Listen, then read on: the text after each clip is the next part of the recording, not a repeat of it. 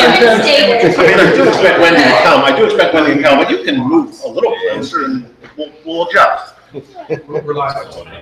Very good. Good evening. This is, oh my goodness, what date is it? The 27th. This is July 27th, 2017. This is a meeting of the Council Rock School District Policy Committee. We're going to be running this, as we always do, on YouTube. And as is our tradition, we're going to go around the table to take roll.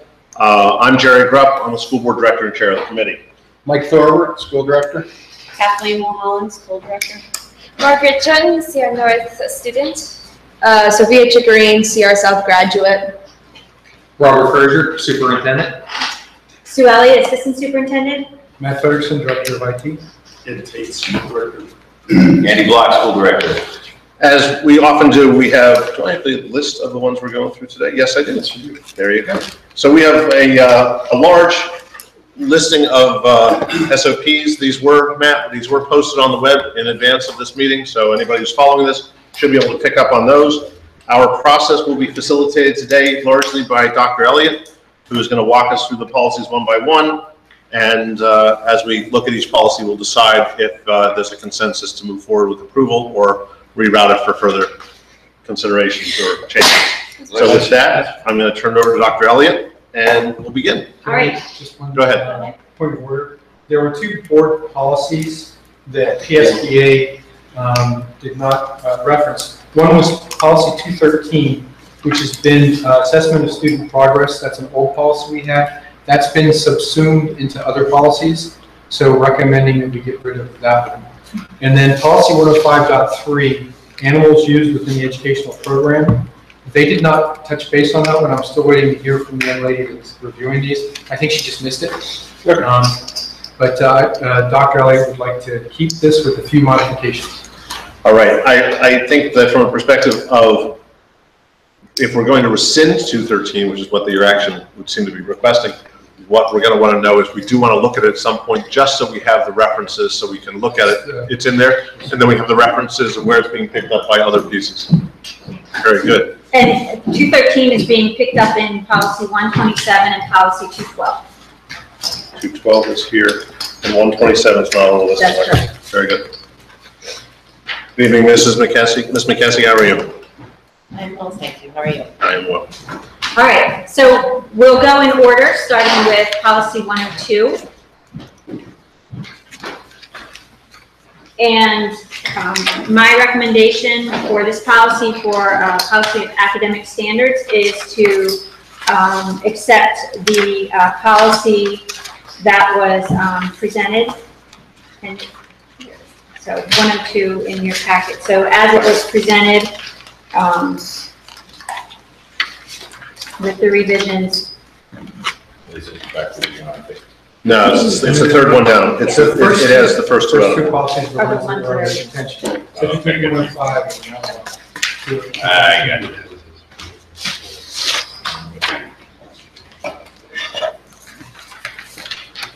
Again, so your recommendation, Dr. Elliott, is? My recommendation is to go with the revised policy as recommended by PSBA.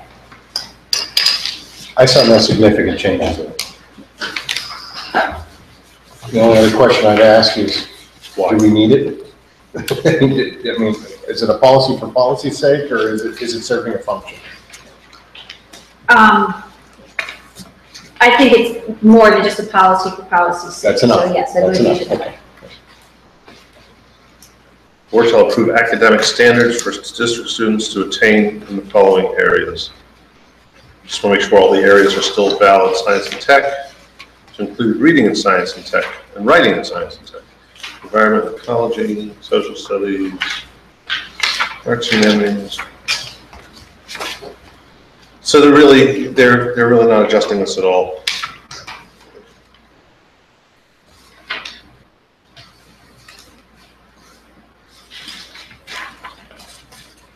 Students will maintain academic standards for individual. Okay. Students with disabilities maintain academic standards by completion of their individual education programs and law regulations. So that last line under guidelines is really meant to refer to the fact that we will have district policies, but that as a student has an IEP, that may supersede the general requirements in those spaces? Correct.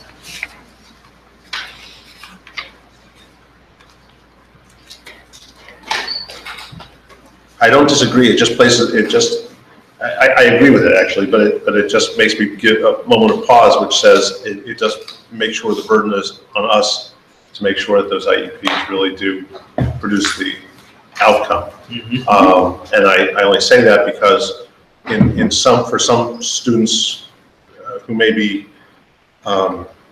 severely impaired or more impaired than others, sometimes our IEPs are focused on some things that are not so academically driven, but are more driven on activities of daily living or living in a social environment, which means that will we be explicit with regard to those IEPs about where they stand on these standards? That what will, you understand what I'm trying to get? I'm not saying well, but the IEP, it depends on why the student has the Right. IEP. So the IEP may not specifically address all of these areas, Right. but address the specific areas where that student is receiving individualized education program. Right. I'm just trying to figure it out. I'm just trying to think it through. I've seen IEPs focused more on some physical attainment for particularly orthopedically handicapped students. Right, so that's going to be reflected in the actual rules in the IEP as well as the SDIs, the specially designed instruction component of the IEP. All that would be reflected in the IEP as written and agreed to by the IEP team. So I think this language still works. Comments, criticisms? Just a question. I mean, this states that we need to have academic standards. It talks about the importance of developing, expanding, and assessing them, but it doesn't necessarily provide on what frequency we should be reviewing our current standards. It just says it according with state law, so obviously that would trigger something, but is there something that we want to do to hold ourselves to a higher level? And I'm not sure what our... Well, I think some of the other policies might actually speak to your question of looking at our planning program of instruction, and I think that would speak more to what you're asking. Okay. We'll put that there then. Okay. All right, so nobody objects, and anybody have any reason they would not be able to vote for this in the next meeting? I'm good. Good, so we'll put that through for approval at our next meeting. All right, the next one is 105, and that's instructional programs.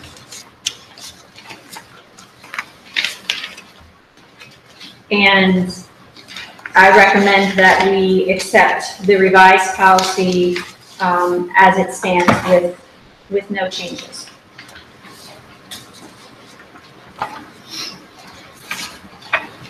We do this, I mean, we see all your curriculum. I mean, it all comes through. Yes. So this just reaffirms that we do see that. Again, I sometimes question the purpose of some of these, but it's okay. It's okay.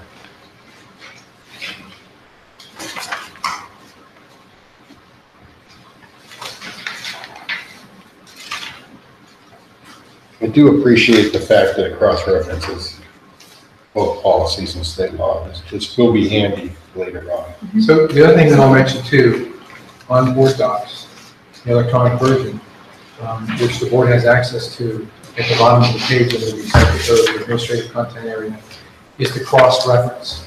That was put together as she revised these or made modifications. The specific sections in here, there are notes as to why they were included or the sections were deleted. So I don't print that every. I know that. I mean, I poked around in there. I noticed it's in there. So, but I will, for each of the agendas, I'll be putting in the administrative area so that you guys can review that before the meeting if you so decide. On page 2, under second paragraph under delegation of authority, delegation of responsibility, that is interesting. Do we want to be explicit, or somewhere do we want to have a catch-up as an overarching policy of the board that speaks about when information shall be made available for the means for doing that? Because it says a listing of all curriculum shall be made available, but it doesn't say in what form.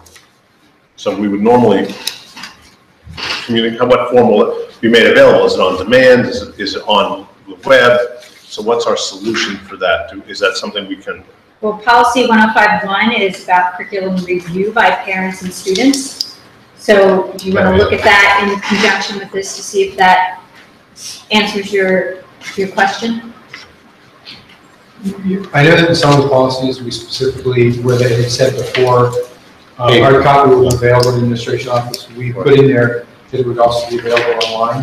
Right. I'm going to misspeak her name. I want to say Lauren at PSDA, when I asked her about why it was in some of the policies and not in others, she said that every district tends to do some of these things differently. And the reason they left it out was so that if someone wants to find it, the parent can call the school and say, hey, where can I get access to this? In 80% of the instances, it's going to be online on the web page. But in some instances, the parents will be directed to come into the building, or at the district level, they'll be invited to come in here. So by not putting it in the policy, it gives us the flexibility to do what makes sense for the district at the time. But if we put in there, it has to be available on the web, then we have to audit and make sure all the materials are on the web. I agree, but it also creates a situation where someone,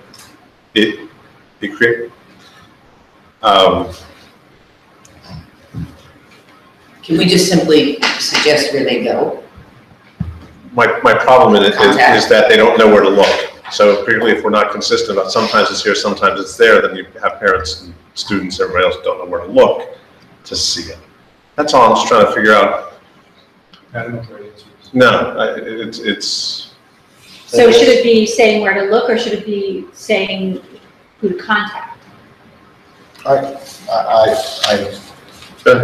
certainly understand where you're going, Jerry, but if you need something and you can't find it in minutes, I would think a phone call to this building fixes it almost immediately. Yeah, I'm not talking about me, right. You know, in terms of, so I guess, I don't know, I mean, how easy, I mean, you know. Where would the starting point be if somebody was going to contact someone? At the building level?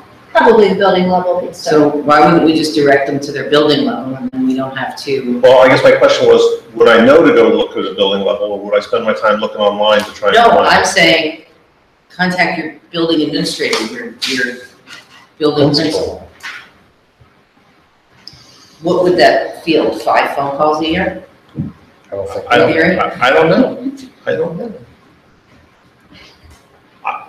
I bring it up, I'm not gonna live and die by it, but it's just my quandary on the thing is just, I don't want to be seen to be resistant to making things available. Could you just put a preamble at the beginning of all the policies that basically said, you know, any questions, concerns, or confusion, contact, you know, way up on top before, you know, if anybody's going to wade into these policies, they're going to start somewhere. And on that, wherever they start, you know, put a short preamble that, you know, if you're confused, call Robert. I mean, it's probably not what we should do. Really? But you know what I'm saying? I mean, Was that his cell phone? No, put that. But I don't know. I recognize where Jerry's coming from, but I mean, we got a lot of policies and I got you. Trying to keep this consistent. Maybe there's an overarching place where we can. Well, and I think too, to Kyle's point as well, like when you read that entire statement, it's not just about parents and guardians. It's all, you know, multiple people, students, staff, you know, so like if, you know, a board member is looking for something, they're probably not going to contact the building principal. No, I have a cell phone. So it's clarifying like a place, I think maybe it's better to leave it. I won't be here for the next revision. It's fine as it is, but my question is, as we start to move more things to a consistency, you know, I understand the problem. Part of the problem of doing the audit to check to make sure it's up to date is because it could be out of date. The easier way to do it is have people store stuff live in a place we can get to it. And it's always right. I'll live with it as it is. I just wanted to bring it up that let's keep an eye out for how people. And I like your idea. I'm trying to find a place where we can do it a once and done kind of. I can do some research and see what you know what I mean? And that way we don't have to worry about it in every policy as we go. We relate it basically. Well, and my other problem is how do I know it's up to date? You know, because when someone asks for it, are they going to scramble to get it? Right. you know, Fair. maybe at the wrong time. And that's fair too, you're not wrong. It's just, A new fine. Sounds good for, Any others, anybody? Take a moment to finish reading. Anybody have any comments, concerns? Nah, it's just hard to make it an apples to apples comparison because some of these are replacing different places. Good. Any reason anybody would not be voting for this at the next? oh, we're still on 105. No, 105, yeah. No, I'm good. Okay, so there's no objection, so 105 will come forward for adoption. So that takes us to 105.1, which is curriculum review by parents and students. And I recommend that we go with the policy that was revised and presented by PSBA, so the new policy. No And this changes is to that. very specific Yes, about it how you is. obtain information. Yes. I may have a quick question about the last paragraph, talked earlier. How's that notification done? And is that part of the general set of notifications?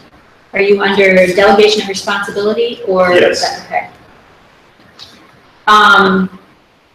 Most likely that would be done either via websites or potentially a back to school communication to parents. Yeah. Or a handbook even. Handbook, Yeah, That's a handbook. Well, the student handbook. Yes. Yeah. student handbook. We don't have a parent handbook, do we? Elementary, yeah. Yeah, we do. Elementary. No, but I'm being very serious, which says, you know, I'm thinking more as we talk about some of the disciplinary things we've seen before, and then we get the parents to come in, obviously haven't paid attention. But then we didn't have a form to notify them, so I wonder. Well, that was the nature of my question. I was wondering about at the handbook, how is it distributed? Is it every fall? yes. And they're on the required web. by the law, right? The student handbook? That's No. required by No. policy. It's required by policy in this district. Got it, thanks. But there is no notification to parents. Explicit, that So, summarizes their You're saying this obligations. handbook goes No, Parents, there's a parents sign off. Yes, There's a they page, sign. Yeah. The parents sign off. Okay. That's what I was. Yeah, I sign them every year. There is and they're available online, you know, you lose your copy. I don't even know if we give copies anymore. Because of paper, you know, but there is a form that comes home and we get a signature. Good. You know, when you look at these policies, I think it's an important thing to know that, and how these, I have to tell you, I was looking, I was going to say confident, and I'm not sure I am. The following conditions shall apply to any request. This is a curriculum review by parents. No more than one request per month may be made by any parent or student for an enrolled child. And that is echoed again in number 6, which I believe contradicts the right to know request. Wait, are you reading the old policy? I'm reading both. versus the new policy? I'm reading the new policy has it as item 6 under guidelines. The old policy had it as condition number 1. And my question is that as a parent, how do you can say that, now I can file a right to know request for the exception specifically about my child, which is a record of the district, and obligate you to respond to that. but that request would come through the right to know, not this Yes. policy. But why would we only limit it to 1 year? That's what I'm trying to get to. That's a question I had. One a month? Yeah. It's one a month, is it not? Not one a year. It's one a month. Per student. I mean, why would you limit it? You're looking for the one So, unreasonable. yeah, I'm sure you are. exactly. The one that's gonna harass every other day for a new review, for a new. Who's gonna go to a right to know anyway? Who's gonna be what they're gonna be anyway? I mean, it's just, I look at 10 days too, and I understand that's probably trying to give us some cover. When I think of customer service, that's 2 weeks. Right? It's not. 10 school days. Yeah. Well, does it address the scope? Because, you know, we've received right to know requests that have 27 plus items on it. So if I turn in one curriculum instructional material review, can I list 17 things on it? Right. You know, and then so it goes one of 2 ways. Either I list 35 things on one, and you just have to jump through 35 of them, or I take it piecemeal by piecemeal and I request them and then I unravel the envelope and I keep filing successive. So I don't understand the one. That's, but I think it becomes what's our experience? Have we had sequential people who've been backed up by that in the past that we know of? Not in the past 2 years. I suspect that's just giving cover for individual teachers. I would suggest we be as friendly as possible until we have a reason not to, and then make that policy rather than be restricted. Why is this PSBA's recommendation? It What's the rationale behind that? looks like it's feeding off It's of our from our policy, policy. Oh. which goes back to 1998. So in '98, there was a reason we did this. And it was revised in 2003. And Yeah, but we just, 2003, Get yeah, it again. yeah. I don't, we may have been point revision. Yeah, I know, right, well, I'll go to my memory banks. Say it was in that school back then. It might have been point revisions, but we did a lot of point revisions that were, to achieve a specific, objective. I would suggest, can we fly without number 6 as that item initially? And if it becomes a problem, Or could I suggest we leave it in there and don't follow it? I mean, the problem, I was going to ask the question, what happens in practice, more relevant to that 10-day piece? Yeah. I mean, do you think 10 days is?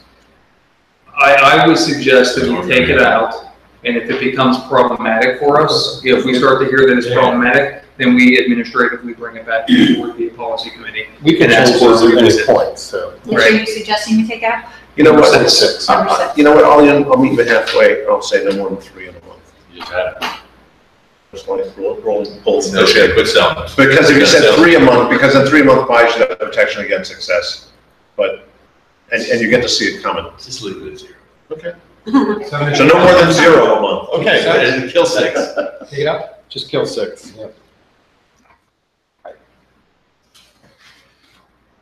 When did the right to know law get passed? Is that, and I don't remember that from my teaching experience. right to know normally isn't going to fall in teacher's space so much. It's Parents out here, here. so. We want to know when the law was passed. That's- Yeah, because. There may have been a reason pre-right to know. Right, no, it's, Oh, I got to scroll for the thing. I'm not going to answer to it. It's but been revised a been few times. for a while. No. Well, I'm just thinking, the point was, well, with the right to know, they can ask anyway, so, Right. like, when did this intersect at some point? right to know has become much more powerful. It was in Klein's term. Because we had to define it. So Klein was here 11 years, you're here 2. So it's 13 years ago. So I it feel was like just I was here. What? I feel like I was here. Okay. So that would be 2007, 2008. So just to be clear, so we're removing number 6 from the policy, and everything else we're okay with it as it is? Yeah, I don't have, but I would say, if we're making people wait 2 full weeks to get a response on something that's not onerous, that's probably not the customer service I know you always talk about. Well, I would say it's not a response, it's 10 school days to designate a time and a location for the review.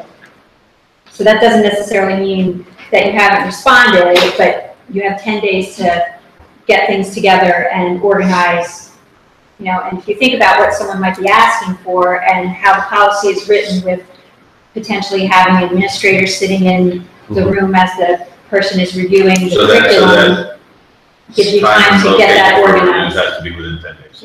Designating the time and method.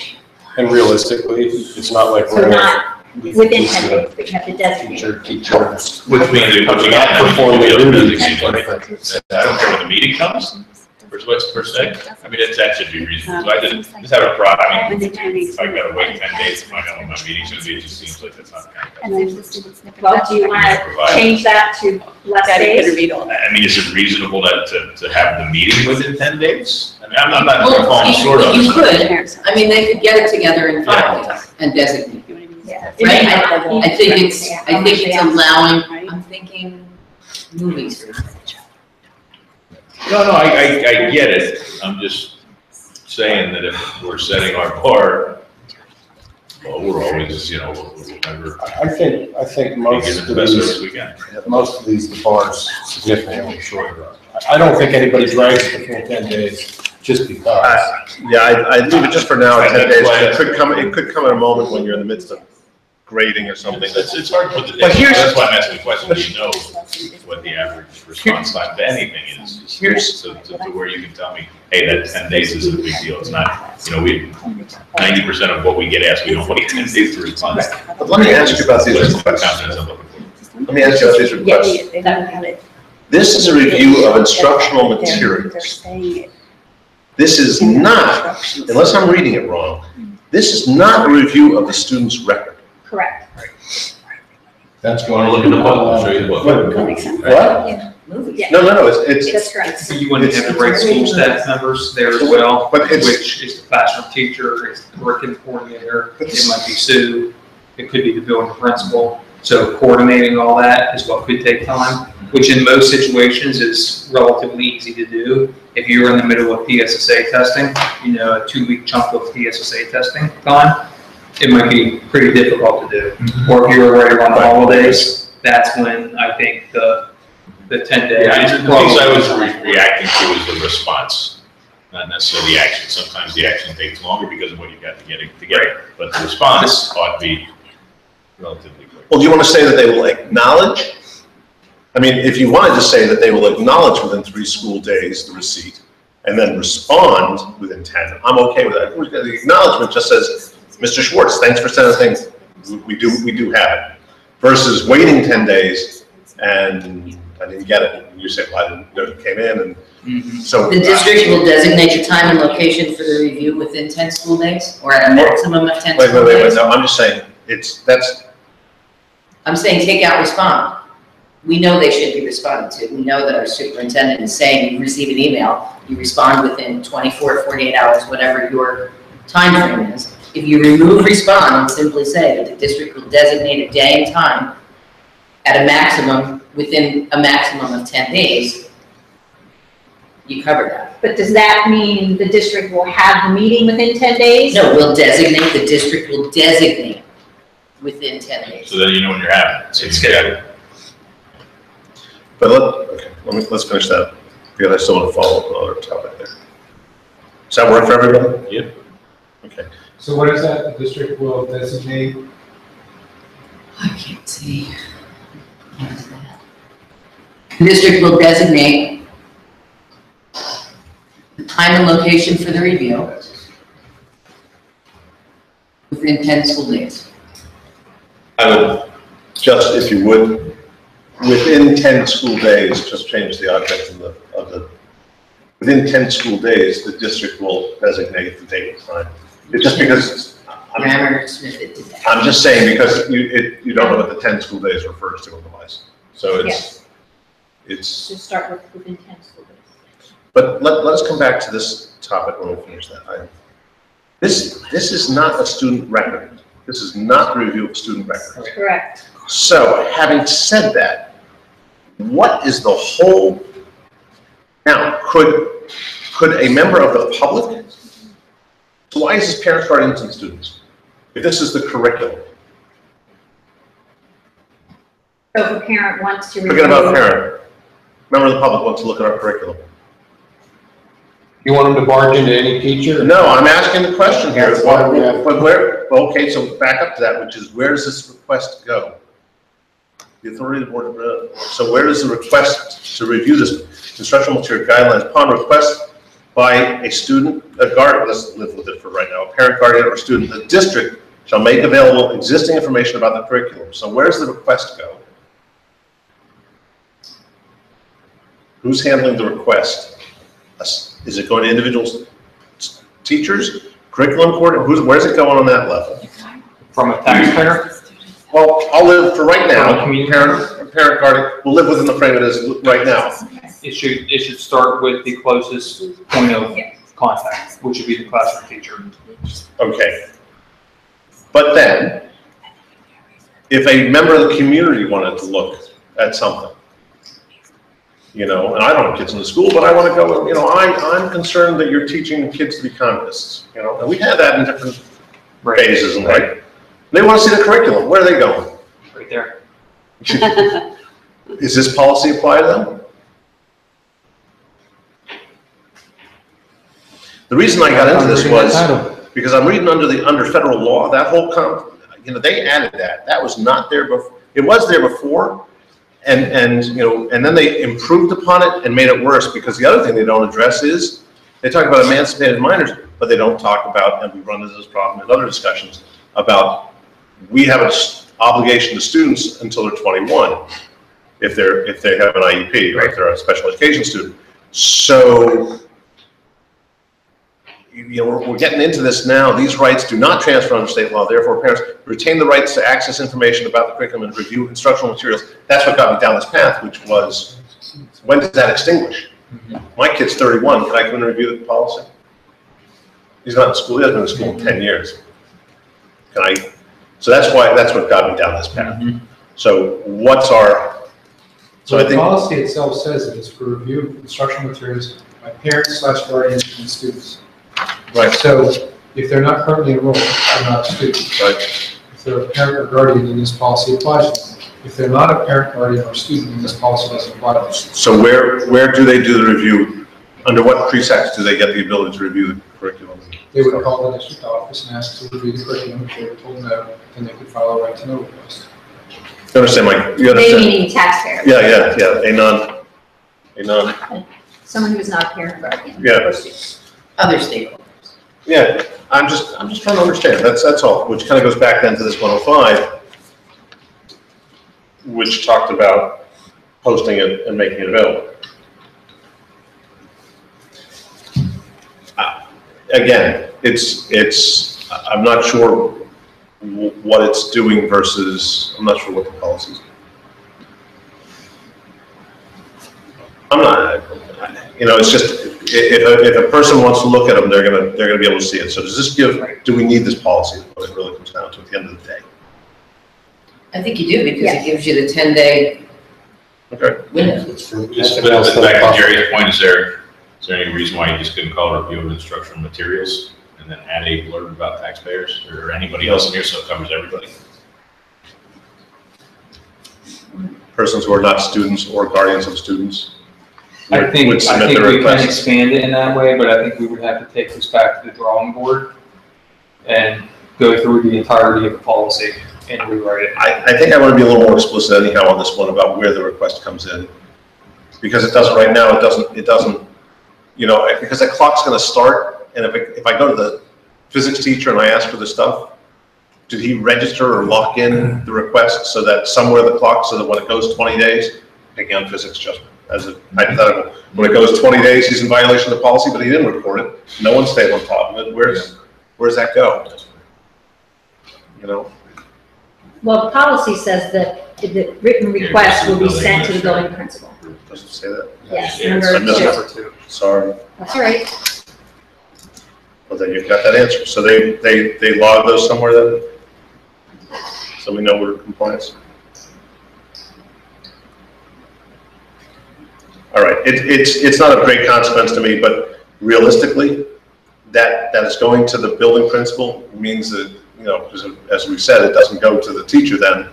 So it could go, and we've had that. We had that, when we had the R-rated movies. I think that one of those persons still had students in the school. Maybe they all did. There are other persons who wanted to be involved in that who didn't have kids in the school. And needed some protection from them interrupting classroom instruction. I don't want to file right to they can't go to classrooms. I understand, but I think you need some protection. That's fine. That's fine. But the protection is that they go into the principals just like everybody else.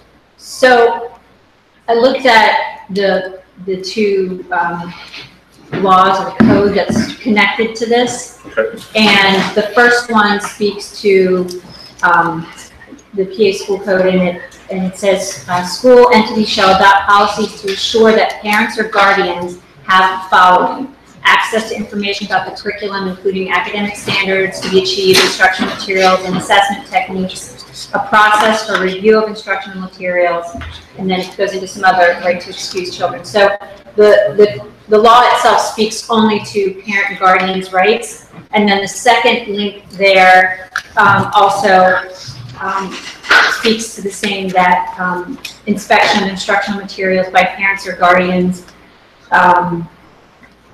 So all instructional materials, and it lists examples of instructional materials, shall be available for inspection by the parents or guardians of the children.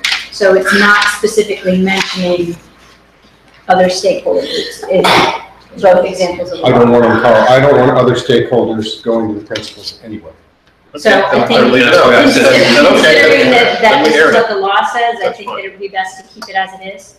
My only As other far as question is, who. I think they muddied the water even more so with the 18 and the minors and not minors. And, you know, I think they muddied the water with that because Why can't you just leave that at students? these students do not Or transfer, encompass anywhere up to these the rights age do of not 21? transfer under state law, they're parents, guardians.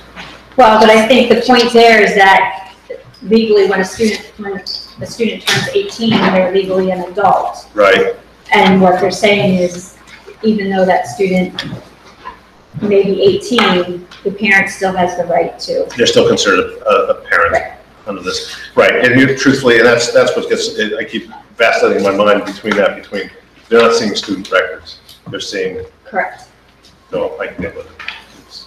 So then, if I understand correctly, so number 6 is scratched, Right, and we're making a change in number 3 to read, within 10 school days, the district will designate the time and location for the review. Is that what you do? Yes. yes, Matches. you got it right there. Within 10 school days, the district will designate the time and location for the review. And as you read the law, there isn't anything that says in the law how, okay, it's all. Anybody have an objection to including this in the next read as it is? All right, so that'll go, I got it. sorry, All right, so that'll go through for read on the next one, for adoption on the next meeting.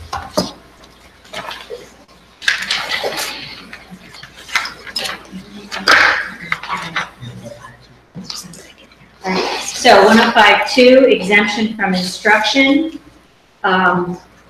Again, I recommend that we go with the revised version of this and have no changes to recommend to that. State law.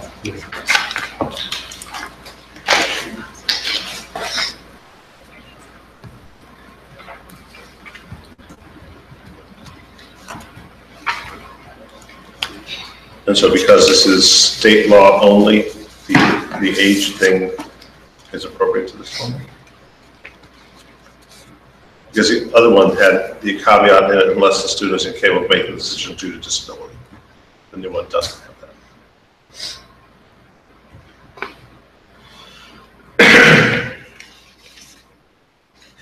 So are you recommending, Exemption from instruction.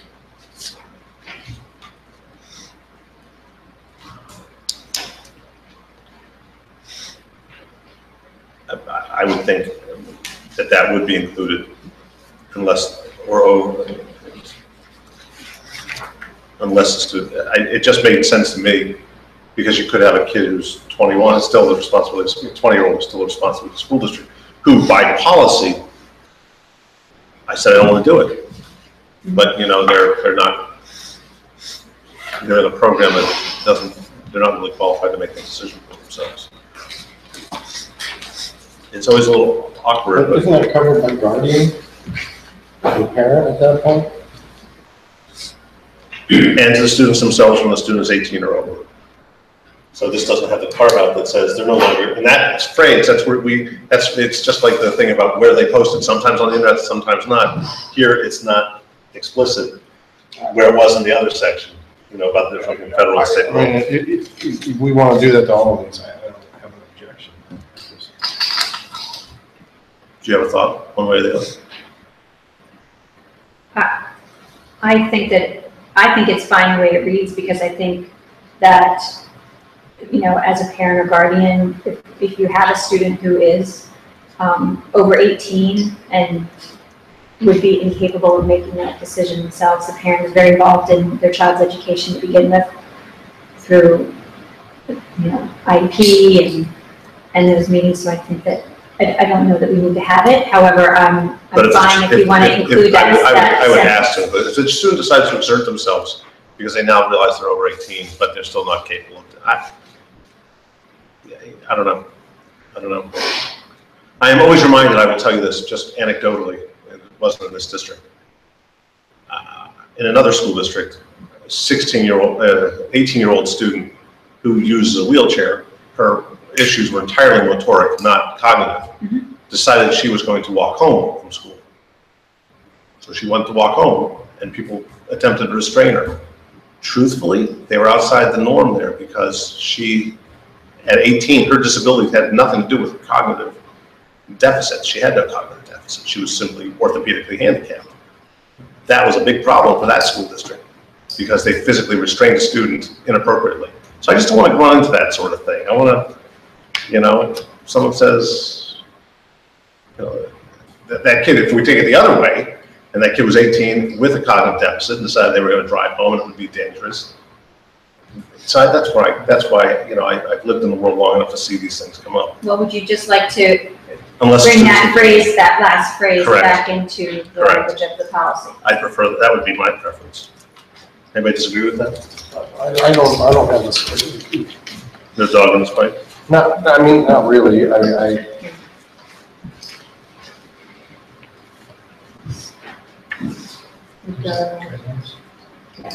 First paragraph. Change the period to a comma. After over, change that to a comma. And then just recently. So then is that, if we add that clause, does that work? It does for me. Do we need a period of notification in advance? If the kid write a note, hand it to the principal and say, I'm done. As in 2, it just says a written request. There's no element of time frame.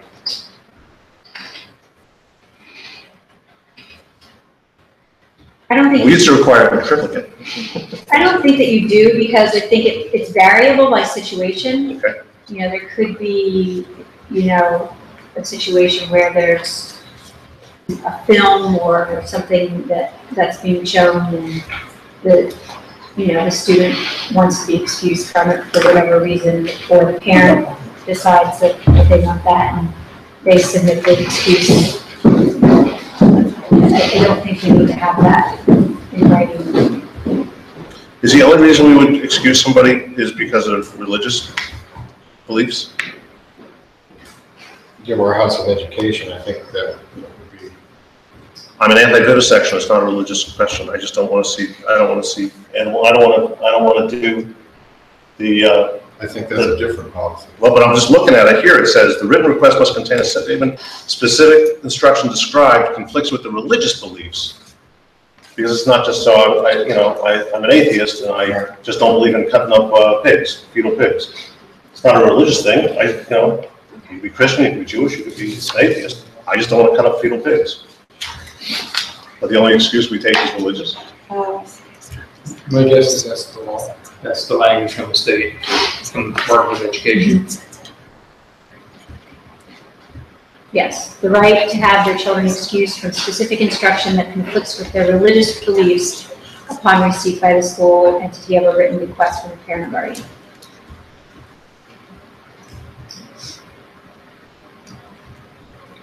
That's how parents opt out of testing. Oh, that one I know. Yeah, that one I know. You can't challenge it all. There's no, exactly. That's fine. I just, I hear the law, and you hear my problem with it, that it's not, it's imposing, it's requiring a religious, it's in violation of the US Constitution and probably the Pennsylvania Constitution, because there's no religious test, that you don't have to have a religious aspect to be able to achieve certain functions within the United States. And this is requiring you to state it as a religious belief, which is probably an anathema to the Constitution.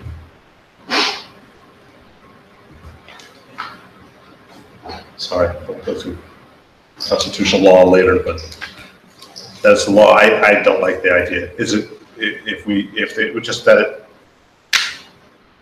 it must contain us, that's not. I thought constitutional law allows you protections on religious beliefs. This obligates you to have a religious belief. obligation to have a religious? Yes, it does, because you're described conflicts with the religious beliefs. So my in my mythical world, my opposition to dissecting an animal has nothing to do with my religion. So I don't believe you should dissect animals. The thing is, if we happen to find what a religion is. Well, law school beckons. It's in there. I have to live with it. I think it's stupid, but it's. I can't edit the Constitution. Sorry. You could. Well, no, I don't want you to edit the Constitution. I want you to make this comply with the Constitution. Yeah, just drifting into All right, let's. our powers. I think I'm the only one who would oppose it. So, anybody else have anything that they don't like about it, or would reason that they would object to it? So I may object to it, but I am only one vote. Andy, I don't think has an issue with it. Anybody else have an issue with it? That's fine. Okay. So it'll come forward for approval, but it may not go wholeheartedly. So don't move that. I just think it's. Let's put it on the agenda. Yeah, no, put it on the. No. Exactly. So now we're gonna go back to the beginning of your packet where you have the old 105.3.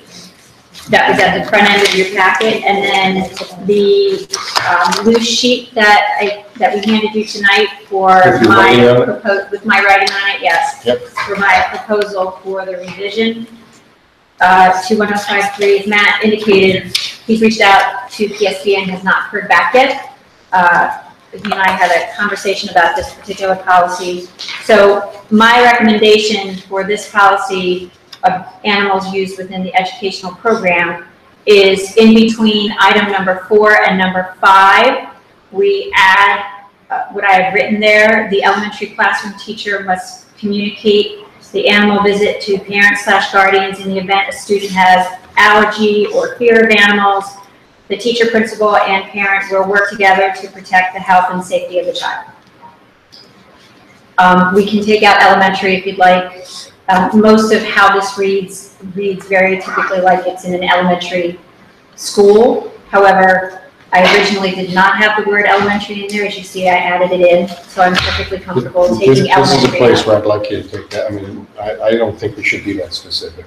I'm fine with that. I mean, because the exact protection you're trying to have here could happen. Except the other one, I don't know when it comes. You know, maybe in high school it'd be called a phobia, but it's still, Absolutely, and I'm it's fine still with a that. protection. So take out the word elementary. I'm good after that, so. I would ask for a specific addition to this beyond 9, and the specific addition relates to the fact that this policy, and you'll need to get better wording than that, is not meant to legislate or affect the handling of animals who are service animals. Policy does not include service animals. This policy is not meant to attempt to regulate or control the use of service animals in school. Do we define service animals? Service animals, actually, you may need to check with Joanne and get the definition under state law. It's actually under federal law. Okay.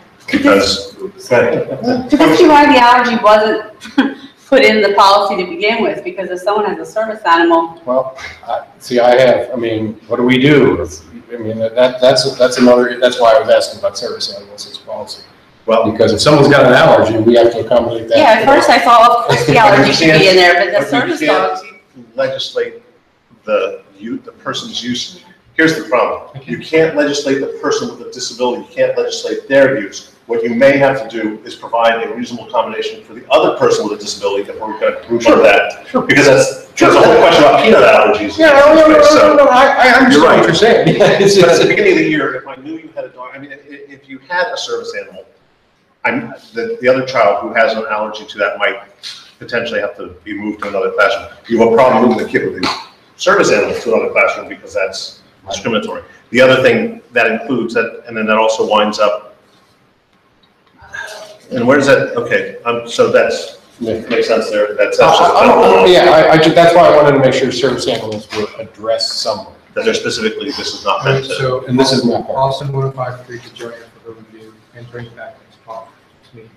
Actually, Joanne could add wording appropriate to exclude service animals, and we could see it for adoption. I don't think. I don't think it's a significant change. No, I think it's pretty good, standard and easily accommodated. Jerry, can I? No, once you're done with that, I have another question. Go ahead. When we're done with this, I think. Yeah. So would anybody object, I mean, for me, having it come from Joanne with an appropriate exclusion, that this policy is not meant to apply to service animals would seem to work. She'll look after what we need to The do. only thing I had was I wanted to strike elementary. Yeah, that was one of my Okay, all right. suggestions. And, That's yeah. fine. So you can strike it there and also in 5. Oh, is it in 5 too? Yeah. Okay, yeah, strike it. And then my second question was, if the animal is to be handled by pupils, the teacher will be responsible for instructing the pupils regarding the proper handling of the animals. Number 7. Yes. So that's assuming that all our teachers are Jack Hanna. No, literally, what if we get a snake or something? No. The teacher should be, Well, what is it, should we cover somewhere else in there around, we had a 4-foot alligator at South that lived at South for the longest time, and not in the ponds outside. No, I get it, but if a student wants to bring, they follow all the guidelines, and then all of a sudden, it might be cool to hold the boa constrictor. I don't want to count on our teachers. So I have actually brought a snake to school with my child, and I was required to be there as a parent on a show and tell day a million years ago. I mean, maybe you put that responsibility on the parent. This is Yeah, I don't primarily. expect, I don't want to, it just kind of begs the question of, ultimately we're responsible for what goes on in that classroom. And you might have teachers who are not comfortable with that. Well, that's six puts that burden on the teacher. So do you want to say that the teacher may insist? I guess in that case, but how are we going to know if the teacher's capable? So the teacher says, okay, bring the snake in. I think they're capable, but they're. Now I have a question about service animals. We require a teacher to do the care and feeding of service animals? No, but this law is not, this won't apply to service. this is supposed explicitly to exclude, that's Okay. what the notation is. Nothing in this policy applies to service animals. I think you should strike 6 in completely. I think that's asking a lot. So 5 indicates that if the animal is too large for a cage, the parent has to remain with the animal until taken home that same day. That doesn't completely speak to your point, because obviously your example of a boa is probably too large. Necessarily. I mean, I'm not trying, when you want to have the kids with chicks in the classroom. That's good. What we don't want is somebody showing us that if we're striking elementary, who knows what high school kid could bring in. You got tarantula, as an example. Well, let's. I mean, do we want to exclude? I mean, then all of a sudden you get into good Lord. I didn't know the ferret was going to bite you. I had a ferret, it bit. I know, I didn't know that. Well, but 7 says the teacher will be responsible for instructing the pupils regarding proper handling of the animal. That doesn't necessarily mean the teacher has to be the one doing the instruction. That could mean that the teacher makes sure whoever's bringing the animal in teaches the kids how to handle it. Right. So they're making sure kids know what they're doing. So when Kyle brings a snake in, the teacher not knowing anything. Kyle brings Jack Hanna.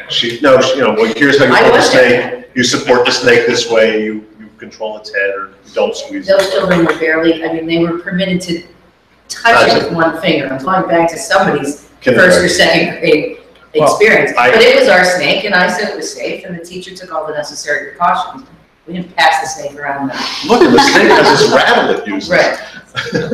And it was small enough to fit into a cage. So, Andy, does 7, are you okay with how that is, that the teacher's responsible for instructing the students, not necessarily knowing how to handle all animals?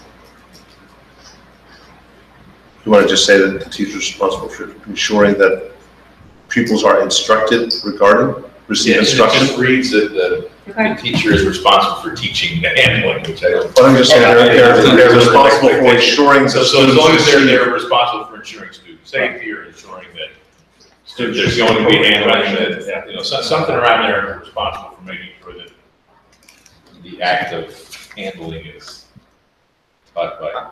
I have real heartburn with number 6. Yeah. I just, in total. I would just. I just, So we just dump it on the teacher to take care of it? I mean, I just have. I would add to that, or may insist, I would just say at the end of that, or may insist that someone qualified for handling the animal remains with the animal. Yeah. So it says, you bring the snake, that's great. I'm gonna insist you have to be there, Mrs. McCussie. If you're not there, And I was, yes. then you can't have the snake. So, and the teacher may insist as a condition, something along that the teacher, or the teacher may insist that someone, an adult, capable of handling the animal remains with the animal. Give the teacher an out, I guess is what I'm asking for here. I think it's a lot to ask. Well, and the teacher's already saying yes to bringing this in. Okay, I mean, Right. you do have an out at number one. Yeah, you Yeah. do. So I don't know. Someone has to be the support animal. I mean, ultimately, the teacher's letting the animal into their room, right? They got it. Right, by virtue of doing that, we need a plan. Yeah, I want an adult. Yeah. That's fine. I I want guess Penny to bring in this. I'm not gonna. We put an awful lot of onus on the teacher here, and if I was a teacher. Yeah, but the teacher doesn't have to let the animal. I was just gonna say, if I was a teacher, there'd never be any animals in my classroom, because all the onus is on me. Well, then everybody might not let it. Well, and there are two contexts here. So one context is, Kyle's example of a parent bringing in an animal for the day or Right. whatever. The other context, which is in number 2, is if the teacher is bringing the animal to school, which could be for a day, or it could be, this is our class pet. And so I think that knowing that, then number 6 speaks to, well, if you're bringing in a pet, or class pet, then you're responsible for making sure that pet's cared And for. Robert reiterated number 1 kind of covers that, so I'm good. I'll be okay. Check with Alpha and the alligator. But if 6 were to immediately follow or be part of that one where if the teacher brings the animal to school, it would make more sense. But let's just It doesn't, I mean, nitpicky. yeah, it'll be, I'm okay with it, right? Moving it will, I think that's. If the teacher desires to bring the animal to school, then the teacher is therefore responsible for the care, feeding, and handling while it is in school. Right. Well, we can switch the order around, because 3 could work better under number 1. Yeah. So if we move 2. Right, these could actually be bullet points underneath it that actually says, if a pupil desires to do this, and then you have indented, you have the bullet points that are conditions related to a student bringing the animal, which is it can't be on the school bus, you have to have a responsible adult to handle and control the animal, if it's, and then you have all those conditions, because then the other one becomes the one we were speaking about. If the teacher desires to bring an animal, then clearly number 6 applies to that animal, which would be an indent under that one, which is clearly responsible in that case.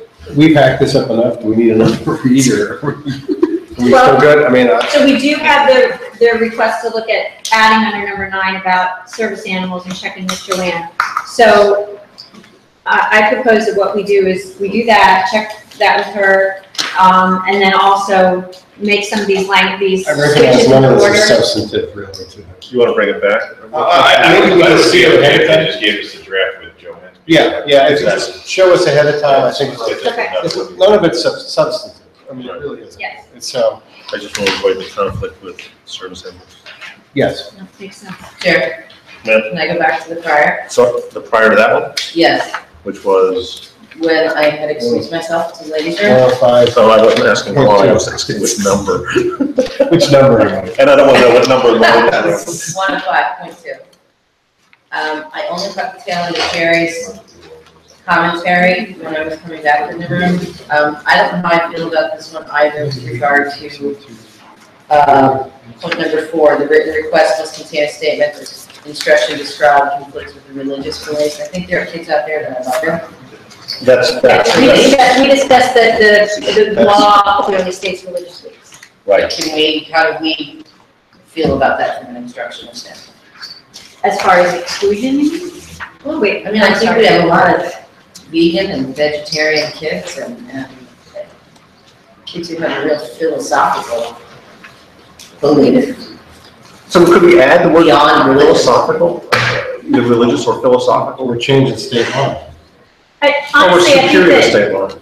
from an instructional standpoint, if if a student or a parent has a concern about, you know, a book or some aspect of the content that they have a particular fear of or a concern about, a conversation with the teacher will usually warrant providing some kind of alternate instruction for that student, for whatever reason. So, you know, they're vegan and they don't want to dissect a pig. You know, having that conversation with the teacher will be the starting point for that, and hopefully will Yes, give them an alternative.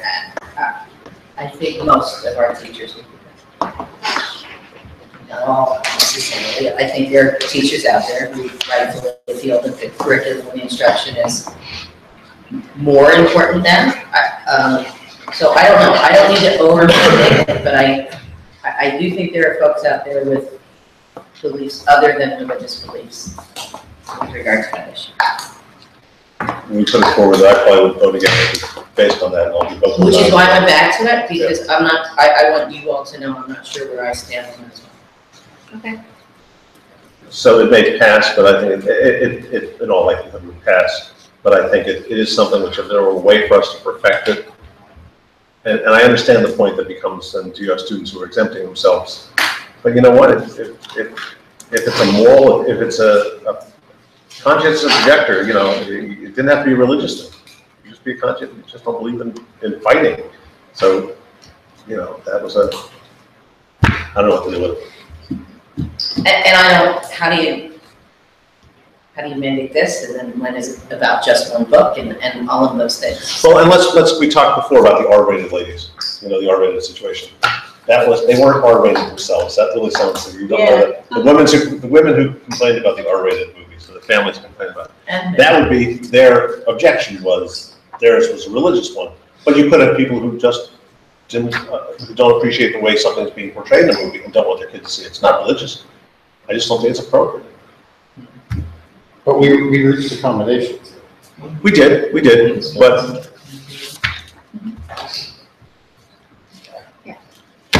I think I'll go forward and just won't have my vote. Are we good? We have direction on what we just handled before that, which was the animals. So the animals are going to go forward with Joanne's Senate. Pretty clear.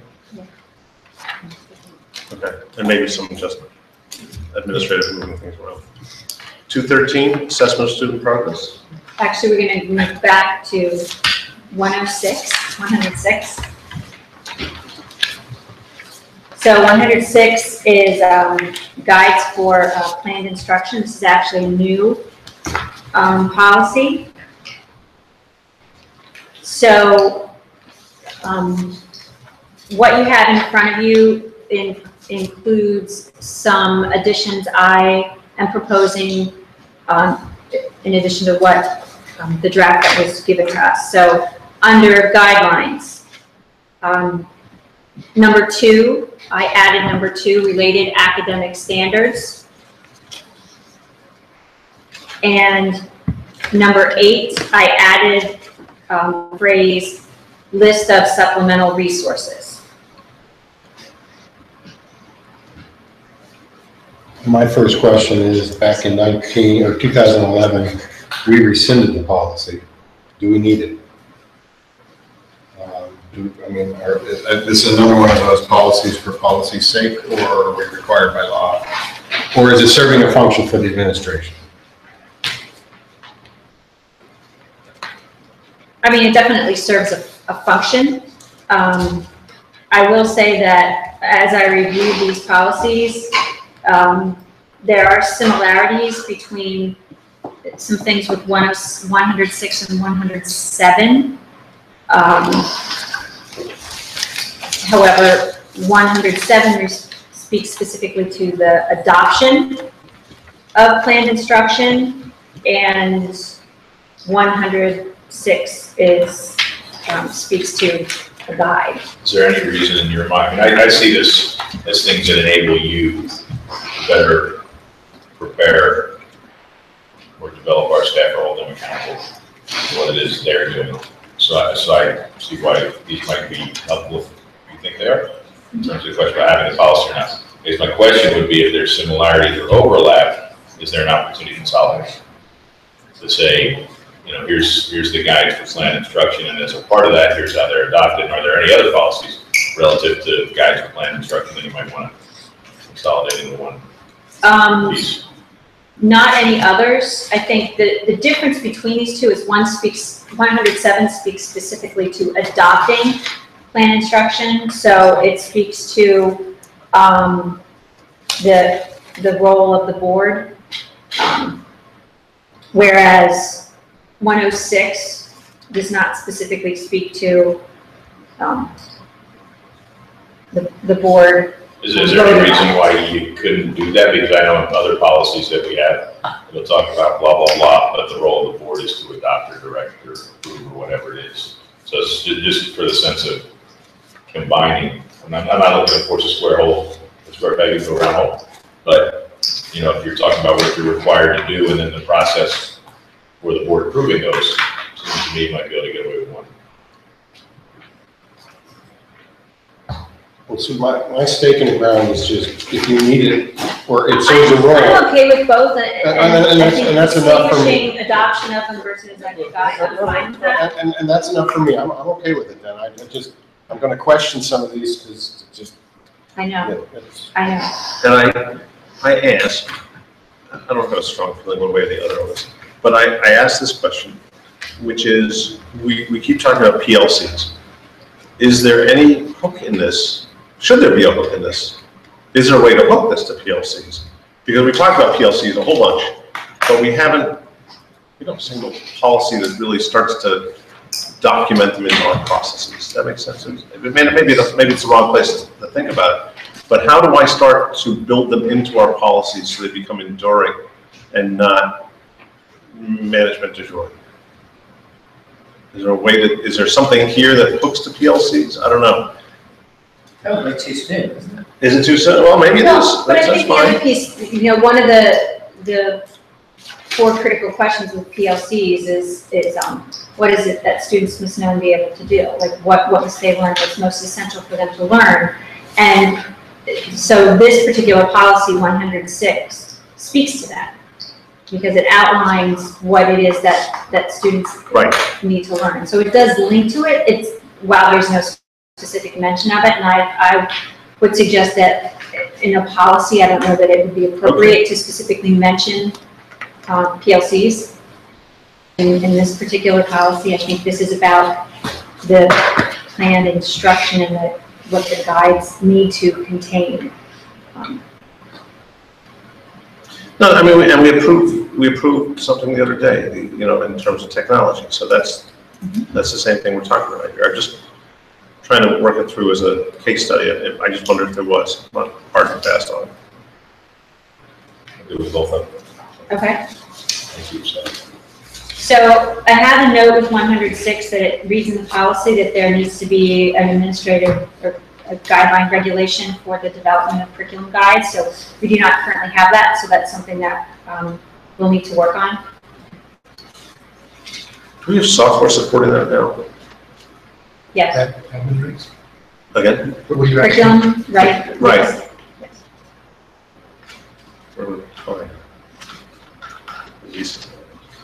All right, so 106 and 107 as a pair. Anybody have an issue with having those for approval on the next meeting? There's down to nothing. Okay. So those will come forward too. Let's hit the halfway mark, folks. All right, so 108 is the adoption of textbooks.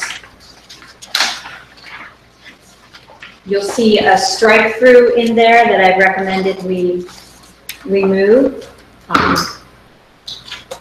The sentence of the board shall establish a planned cycle of textbook review and replacement. And my recommendation for that is because, with our curriculum department and our coordinators are continually reviewing their curriculum and looking at textbooks and when we need to update them. And so I think that we have a process in place that we don't necessarily need to establish a planned cycle of when they're doing that, which is, it's my recommendation. Can I talk to that? Please. So, I would like to see us have some kind of electronic tracking of major textbooks. I don't mean every reading book in 6th grade, but the major math textbooks for a course and how old it is. Because you know what I'm going to talk about. We didn't buy 6th grade books 2 years ago. Nobody in this board's going to forget it. For $2,000 because we had no money. So personally, I don't need it in a policy because that level of detail feels far-reaching for me. But in the academic regs, I'd like to see that the curriculum coordinators need to keep a list that is presented each year to the board when they present new textbook. And if we choose to open it and read how old textbooks are, that can be on us. I don't need you guys to interpret that for us, but every once in a while we get presented one and it's like, oh, this one's 20 years old, blah, blah, blah, blah. You know. So I'm all in favor for the intent in what was struck, but I'd like to see us have a better way to keep the board informed. Because what happens is you guys know you only have X budget, and so the teachers are like, well, I'd like to present these books, but I'm never going to get this much money. And so they get cut before they get to us, which is administrative. But I still feel like this board needs to know. And the only reason I know we didn't see those 6th grade books is because I had to talk to a teacher. And again, not a criticism of administrative, because you guys you were cutting positions, got it. But sometimes things are not being presented to us because you're being good stewards of money, but we don't even know we're using 15-year-old math textbooks that are falling apart. So I appreciate the intent of policy. So we have on our website and it will be updated soon because right now the 17, 18 books haven't been listed, but we have a listing of all of our textbooks on our website that does have the publication date of those books, with the exception probably of some like books in kindergarten that. So we do have a list of that. Great, I just wanted to add the textbook meeting because I'll forget to go and look at it on the website with the 5,000 other things that are on there. That is just. I think the other thing is it's hard to know when the curriculum coordinators look at a financial climate and say, I think some of what Wendy is speaking to, and it may not even get to you. It's what we saw at the last meeting when we talked about textbooks and the level of excitement that those teachers had was so meaningful, and the coordinators, and then realizing how delayed we really have been in recycling so many of our texts. I think it would benefit the board in some fashion to know this is what we'd love to have, even if it never gets to us, to know what they're working toward, or it just might be a little bit more information. I don't know how you do that without creating additional work for these folks, because I know they already have a ton. But that's the piece I feel like we were missing. We felt like we were missing is that they were being careful. You all are being careful. We are being careful. But we don't know what the wish list looks like. But I think that's just a cultural piece. I mean, our administration's got to feel, our group in general's got to feel comfortable bringing that stuff to us. They didn't before, and that's not a good thing. No, I don't want to misrepresent what my intent is here. They in the hardest of times have given back and have scaled back. I understand that. No, they're doing what they believe is the right thing to do. But what we're saying is, what I hear you saying is, let us make that decision when it comes to money. You tell us what the best thing to do. I don't even think it's let us make the decision. You make the decision. We just want to know what you cut out so we know how deeply we're cutting into textbooks. Or what you didn't like in between the two. Yeah, what you never even brought to us. Your whole department agreed we needed these books. But when you added up how much you needed for English, you could only get a third of them. So you chose what your top third was. What were those other ones that everybody in the department thought we needed that we're not getting? So we just need some kind of better mechanism to understand. And I don't want to do your job for, I don't want to pick the top third. That's where I'm. Well, let that, I just give them. But I just like to know how deep I'm cutting. Anything they want. How much am I not giving to the, I'm never going to be able to give everything to the classroom. can't afford to give everything, but I just, See, I would like a better vision. I just look at it, Vision. which is, if, a lot of things can be requested, but were they needs or wants? And how do we decide if they're needs or wants? Because you may see a list that has, let's say, 30 things on it. And so the administration has to decide what it's going to move forward with. I don't know, you know, was it a wish list or was it a real bona fide request, you know, and If a whole department thinks they need it for education, to me, it's more or less a need. Is it a critical need if you've only got $100 to spend and that's gonna cost you $150? No, but I don't think so. We can have that discussion, but if we don't have the information, we can't even have that. I hear it, my concern becomes, the whole department is that department, and the whole department is another department, and someone has to adjudicate between that. I hear Well, that. going back to my original point, though, I don't think this is Well, something, your job. I don't think this is a policy question, I think this is just. Correct, I'm sorry. And the way that they work, so I think we're probably spinning our wheels. You can probably get a list of all the requested textbooks, all the requested books. And I can speak to that. So I know one of the recent academic standards meetings that I can't remember if it was June or May, it might have been May.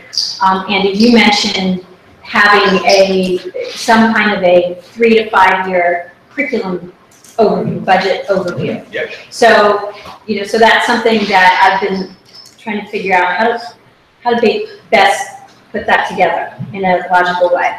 That said, our curriculum coordinators all have a 5-year plan that they present to me. First time I saw it last year, obviously, to talk about their plan for what needs to be happening. So as an example, in May with the textbooks, Lynn Young presented the French 3 book, the Chord, I'm not going to say it the way she did, and that was part of the 3rd year of building that. So she budgeted for, we did French 1 first, French 2 first, French 3. So all of the coordinators look at all of their needs and then try to balance that out with it as their department of, okay, we need this, okay, we're gonna balance this out this year, and they go through a process of piloting and checking things out, piloting, so they have that as part of their 5-year plan in their cycle. So that's something that, you know, we're definitely gonna, as a department, take a closer look at, okay, are there tweaks we can make to this? And I wanna figure out how do I take what they're doing and wrap that into a broader picture of our 5-year curriculum plan.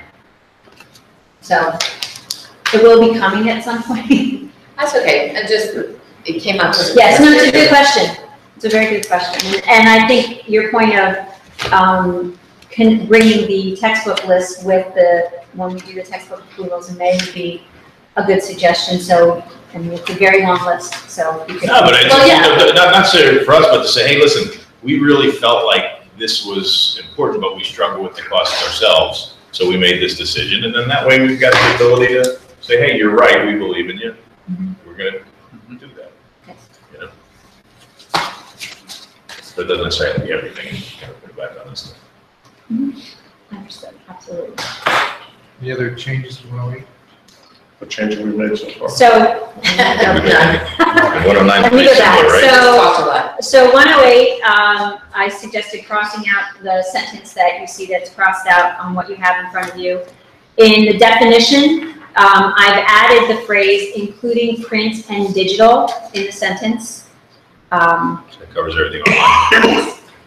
Delegation of responsibility, I've added or designee. And I believe that those Did are. you add the word "the" to the books? No, I did not. Just struck me as funny. So those were the changes that I suggested making to the policy. So in considering the approval of any proposed textbook or resource, these things are, actually it's not there, but here they're similar in the policies. I know the one thing that, and I watch Jerry do it every time, is look to make sure there's a broad spectrum of diversity represented in these books. I notice it says freedom from bias, Yes. but it doesn't necessarily talk about inclusivity. I So, don't know if there's, and it didn't in the old policy, but is there a need to make sure that? so our forms and the Yeah, procedure they that have we it, follow, that has it in there. Yeah, And this particular policy does suggest having administrative regulations Okay. in the second paragraph of delegation of responsibility. So I've made that note that would be another administrative reg that we will need to add. And it basically will be looking at, which I've already started doing, our current textbook adoption paperwork and process, and using that along with this language to wrap that into a policy. But that's or administrative reg. those kind of considerations are never used to override solid curriculum. I mean, if the textbook's the best for delivering whatever math, for instance, we wouldn't override it for an inferior math program that's more diverse over a solid. I guess that's where at what point does these administrative regs supersede what we're trying to deliver educationally for some of these topics? So looking for inclusivity and freedom from bias are aspects of what they look at. Sure. So I would say that.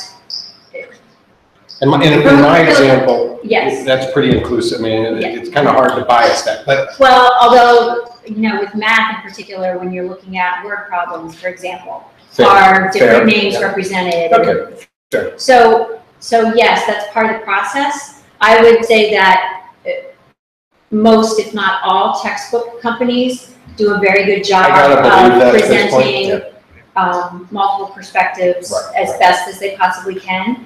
And, our teachers are pretty savvy at looking through it, and if they notice, a particular bias, you have alternatives that are, Yeah. okay. That's where I was going. The exception to that would be, say, in some of our classes, maybe some of our AP history or social studies classes, where teachers, or English as well, they will specifically pick certain texts, probably not a textbook, but novels or excerpts that will present biased speeches or writings, because they're exploring how rhetoric is used to present different points of view. And so the way they use those is to really study the role of language and also talk about what is spoken, what's left unspoken. And so there are cases where there will be that, but it's well within the realms of what instruction should be. Okay. Can we add, I won't give you the exact wording, but let's just go with the flavor and then work out the wording. And it would be for number 9, which would speak to the mode of access. Policy 108? I am. Okay. Number 9, which would talk about, let's not write it down first, but the mode of access and availability. Here's what I mean. I'm trying to say, is it available on the web? We just had a discussion, Matt, we just finished an audit about our board site, sorry? I'm disagreeing with you. About our board site regarding compliance with OCR and for persons with visual impairments. So I'm interested to know, it's not the criteria, it's a criteria, or something to be considered, which is the mode of access, meaning is it available on the web or is it not available on the web, and the applicability of supporting alternate methodologies for read. Does it read aloud? Will it work read aloud or will it not? It's something to know. That when we look at it, you may look at a physics text and go, it's not going to be, or an art text that I can't make it that way. But some of the reading texts, if you're taking a push, advanced placement U.S. history, maybe the text needs to be more accessible. Do you understand what I get to before? I don't have the words for it yet, but do you understand what I'm looking for? I'm looking to know how is it incorporating the web? Is it vibrant and relevant to our students today? Meaning, something that has visual. As we look at them, one of the things we look at, because we do when people sit here and present us books, one of the things they talk about is, it's got a web component, it's got visual clips, it's got audio clips. That's not listed. So I want to try and incorporate, but that's a consideration when we buy the books, right?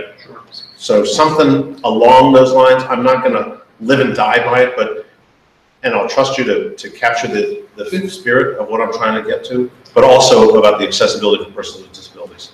When Nat was in school, we wound up buying page turners, and we wound up, e-copy was a nightmare for us. So all these things, so what's the applicability for persons with disabilities? Would it make sense though, since we already have the language about the diversity in the admin reg, put it in the admin reg? This talks, help me, this talks about selection of textbooks.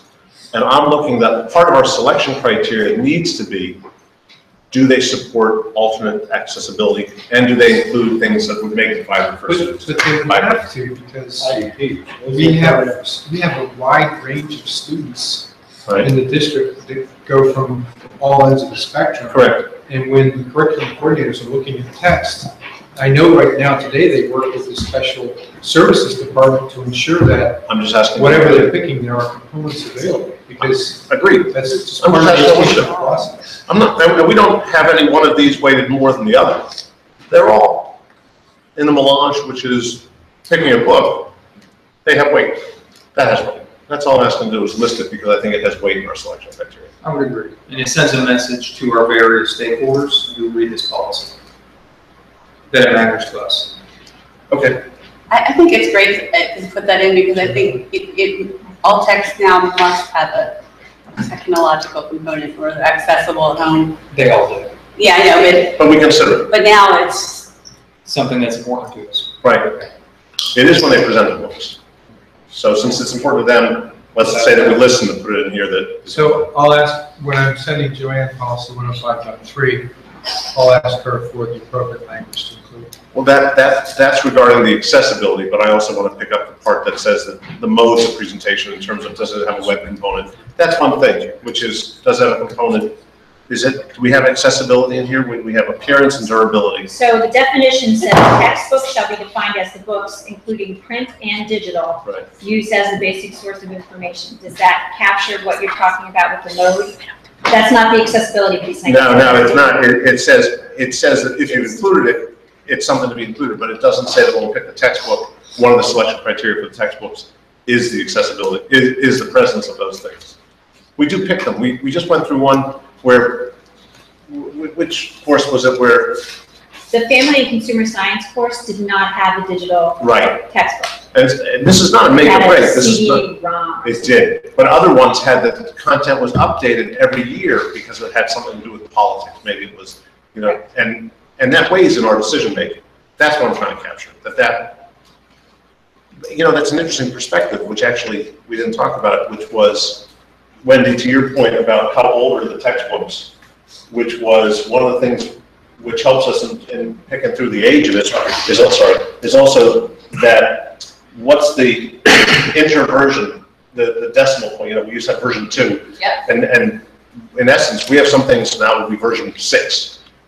But year 1, they'll be 6.1 and 6.2 and 6.3 because they're going to get that incremental yearly updates on the web part of it. If you could capture something around that, I'm not, you know, I think you understand what I'm trying to get to.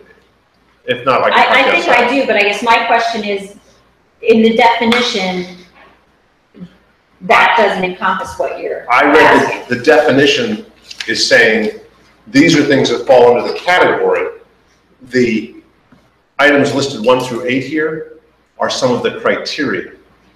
These are the differentiators. 1 through 8 are listed as, these are the, for me, when I read that, these are the differentiators. If I have 2, how am I differentiating? One is it freedom from bias? Is this one biased? Is that one not biased? These are differentiators as I look at it. So if we add supplemental resources. Right, and the frequency with which they're renewed and their availability online. Yeah, I'm not being explicit on, maybe I'm not giving you enough direction. No, I think you're talking about the ancillary things that come with the textbook. But they do influence our decision making. Correct. Right, that's what I'm trying to get to. Anybody disagree or? So we can add that as a either number 9 or number 10, depending on what we put accessibility. So we're adding 2 items to the list. Right, the one talks about that kind of. Accessibility for persons with disability and the ancillary resources. Correct. I personally just wanted to pick the right textbook to deliver whatever the topic is here. But I'd like the people picking it to know that that matters to us. Is that a minor change? I think it can come forward with that unless Joanne hits a stumbling block. For me, anybody going to object to that policy?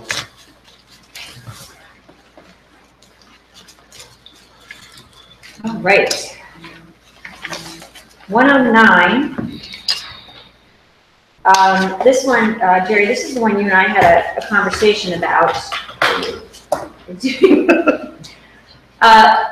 Our old policy 109, if you look at that one first, please. Yes, so, and I'll clarify some things here. So our old policy 109 has a lot of pieces to it. Challenge materials, R-rated films, donations, disposal, weeding the collection. Selection, right? Yes, so the proposed new policy eliminates most of that. However, we have 4 administrative regs that go with this policy. 109.1 is about selecting and evaluating print and non-print materials. 109.2 is about the selection of print materials. 109.3 is the selection of non-print materials. And then 109.4 is objections. So some of the pieces in the policy are already present in our administrative regulations. The R-rated piece that is in our old policy in administrative reg 109.1, just get to that one so I have it in front of me. That specifically speaks to, it has a section in this administrative regulation about R-rated materials. So,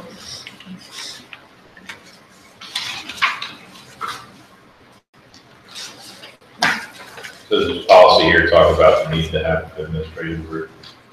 so my suggestion for a point of conversation is really, do we want to keep the pieces that we have in our current policy in the new policy? I'm perfectly fine with that. Or do we want to have those pieces be administrative regulations?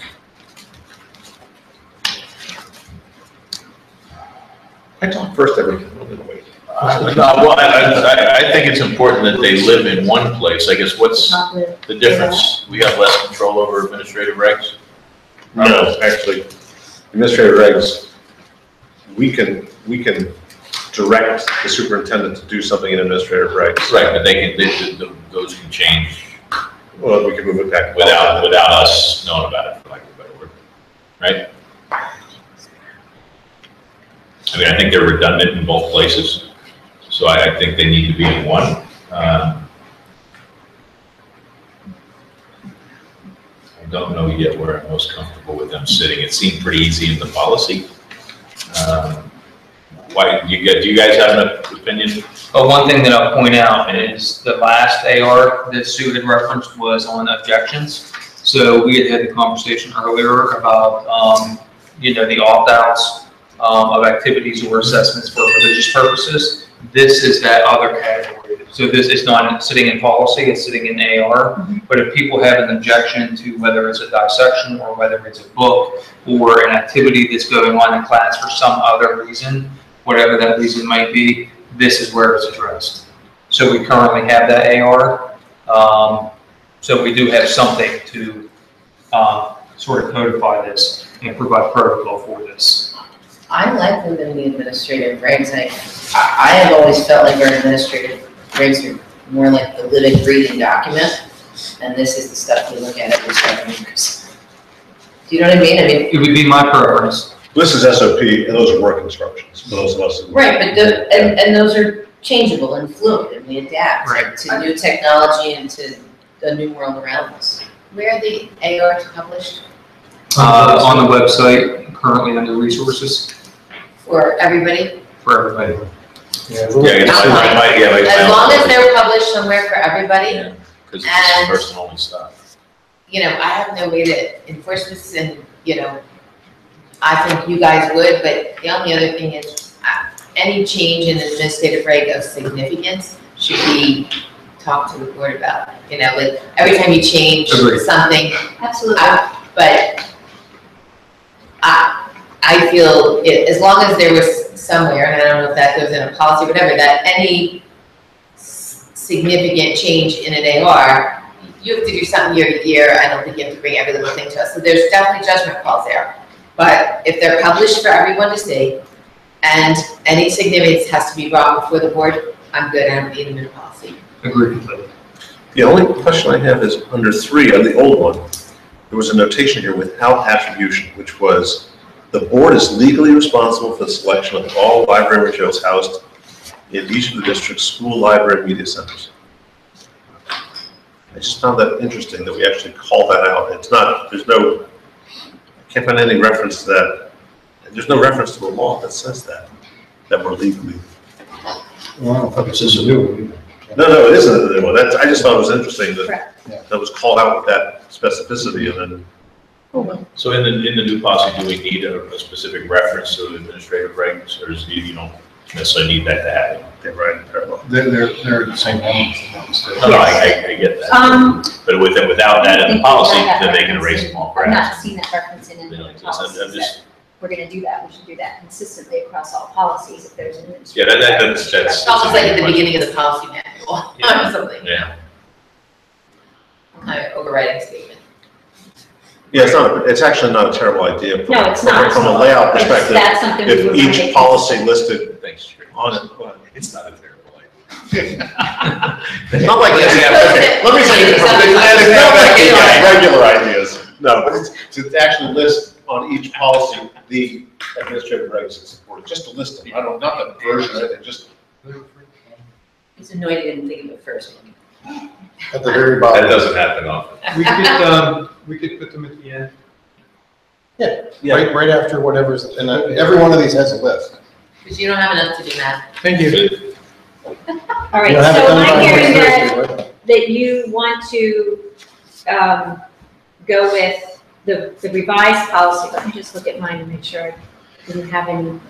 So I did, the only, changes I made to this from what was proposed under delegation of responsibility, I added or designee in 2 places, as well as in the 3rd paragraph there where it says by the superintendent or designee. And then under guidelines, I added objections to the word resource. Resource materials shall be, and the rest of that stayed the same. And then I added that sentence, disposal of obsolete materials will be in accordance with board policy 706.1, disposal of district property. So those are the only things I added to this policy. So are you okay with having some of these other pieces in the old policy be administrative regulations and keeping this as it is right now? I think what I heard, and they'll correct me if I'm wrong, is so long as you list the ARs at the end here, so that there's a cross-reference so the public can find it. You added, did you add, because I didn't like that it was going to the building principal because some of the materials are not set at a building level, but I'm appreciative of the all complaints. So we maintained the coordinator of library media services, that is a district-wide Yes. title. Yes. Okay. The only other thing I have is donated materials shall be accepted in accordance with policy. And I would just preface that with if accepted, donated materials shall be accepted. Or shall be handled in accordance with. Because we may not accept, we may refuse some things, so. Let me look at that. Policy. I That just- was what, 702? 72. So if accepted. And does that actually provide us our definition of what our acceptance criteria is like? So that particular policy reads that the board recognizes individuals and organizations may wish to contribute. The board has the authority to accept or reject such gifts as may be made to the school district or to any school in the district. The board reserves the right to refuse to accept any gift.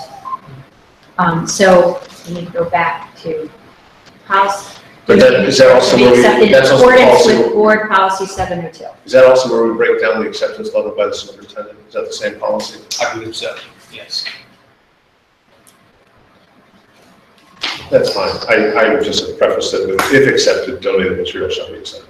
If, because that they shall be accepted reads as if they will be accepted. People don't cross-reference the things. Okay. So just if accepted, donated materials Will be in accordance. shall be accepted by, if accepted, and they shall be accepted in accordance with. So if you wanted to say if accepted, Comma. Then you continue with what you have there. okay. Got it. Did you get that?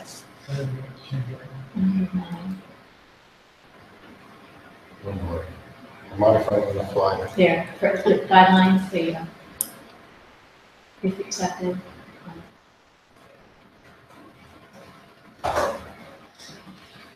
Good with that there? Okay. Absolutely, thank you. Welcome to policy. All right, Objections, anybody gonna oppose this on your? So long as those pieces, as long as the ARs are. Yes. Probably when we speak about that, it's probably gonna make some sense to just remember to mention that what we're doing with that when we go to accept it in the board meeting. okay. Do we do that in consent now? We do. No, except that some of them are not all being accepted. Can we get into splitting acceptance? Well, the ones that aren't being accepted. Aren't being accepted, aren't. The last time we did I wasn't here last policies, time, yeah. they were on the consent agenda because of the structure of the agenda. They're not typically there, but we could, it doesn't matter. I'm happy with it. Policies is one of the primary responsibilities of the district. That's why it's the primary responsibility of the board. You tell us, we'll do accordingly. Where do you want to go? If they have come through here with nobody noting that there's anything to discuss about it, yeah, so some of them, they may come in two places, which is those, the one that when Kyle and I both stated an objection to, because we've already stated our objection, I'd pull those two out, It or doesn't that matter. one out. We'll just put them all under an action for the board approval. and that way. You could split them the way we said, because that way we don't forget that we get the objection. You know, we're pressing through 12 of these things at a time. Just so we're clear, we are going to try and time box this to bring it to 9. So probably at 9, if it's all right with everybody, to try and get people home to 2 hours, which is we'll I'm probably. fine with that. I'm sure we would. So in about 10 more minutes, we're going to turn over to public comment, just so we get a chance, because we have people who came to make public comment tonight, so they can fit in public comment at 8:55 to a little bit of discussion. So it won't be exactly 9, maybe 9:15 with public comment and discussion. All right. These are pretty straightforward next week, so. Okay, well, So policy 110, I have there, note for you the additions I made to that policy. And this is for instructional supplies under guidelines. The second paragraph, I added the last sentence, personal notebooks are exceptions to this general rule. That was in our old policy, and it was omitted. And then under delegation of responsibility, I added or designate. Thank you. I have a generic question. And I don't have anybody in elementary school anymore, but where do boxes of tissues fit under this policy? Because I'm serious, we get a list of things that have to be. Huh? I don't know that they're considered instructional supplies. Okay, so, but they come off as required purchases to parents. Again, This just speaks to what we must provide, and when we provide it. Okay. All right. I have That would be a funny policy. Well, it is a funny policy, but there is a shopping list Well, that's been sent home for every student in the district, so. and this may touch on that. When we look at guidelines, when we look at individualized and non-reusable clothing or equipment is necessary for reasons of safety or health, students shall be required to provide their own clothing or equipment which shall meet the standards set by school. And I don't know the answer. In a special education setting, I have a child who is incontinent. Who provides the continence supplies for the child in the school setting?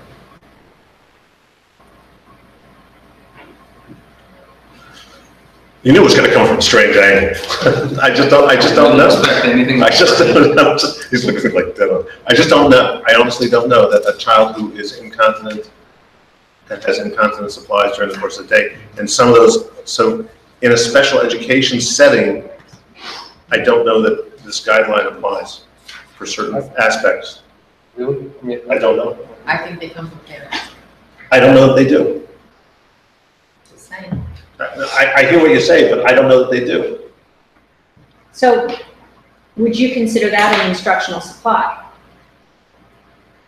Go back to my tissues. When individualized or non-reusable clothing or equipment is necessary for reasons of safety or health, students shall be required to provide their own clothing or equipment which shall meet the standards set by the school. I understand that. Let's define what it was intended to be. It's intended to be mouth guards. It's intended to be cups for men in athletic competition. These are things, well, those are reusable. But I'm trying to, well, they are. I'm just trying to figure out what's included and what's not included in this. Well, you wrote the policy, so can someone else give me? Then I'll shut up and someone tell me. I'm good with the policy the way it is. Yeah, me too. Well, I'm not, and I need definition around how it applies to special education needs. Take this one back. Well, he doesn't have to vote it. Do you want me to stand there and have this conversation? I'm glad No, I'm here. the answer to that is no. Well, just looking for the answer. If the answer is, What we're defining as individualized and non-reusable. Well, I don't think it's our job to provide those things. I don't know. Anything that you've said, I don't think it's our job. So if a student comes to school and they are in a special education setting, I think we should have backup in case the student forgets or the parent forgets, yes. I don't know But what in general, if you'll provide the stuff, no. I don't know what our obligation is under the law. That's my question. You know, we don't provide medicine. I don't know. I suspect we don't, but I don't know. That's my problem. I don't know. Well, we'll find out. We'll find out and let you know. That would be useful to me. Okay. I'm good with it the way it is. Could that be addressed in an IEP? No, maybe. It could be. But not under here. Well, see, because it's also No, covered under access funds. It would So, probably be covered under access funds, which means that it's not being provided by the family. so let me check I'll check with Chuck and have a conversation with him and see if we need to take it any further and because that's really your point you're making is more for a student with an IEP than necessarily. Correct. Right. Correct. And, because realistically, by the way, when individualized or non-reusable clothing or equipment is necessary for reasons of safety or health, students are required to provide their own clothing or equipment. So let me say this, which is the person handling that student, we supply the gloves, right? Mm-hmm. Right? Mm-hmm. But that's required for safety and health. But we supply those gloves. I'm not trying to be silly, but we supply those gloves because it's a universal precaution. But they're an instructional supply. I'm just trying to understand. I think really though, what you're looking for is what falls under the umbrella of instructional supplies. In essence. That would help you. That would provide me a great deal of assistance. So I'll check with Chuck.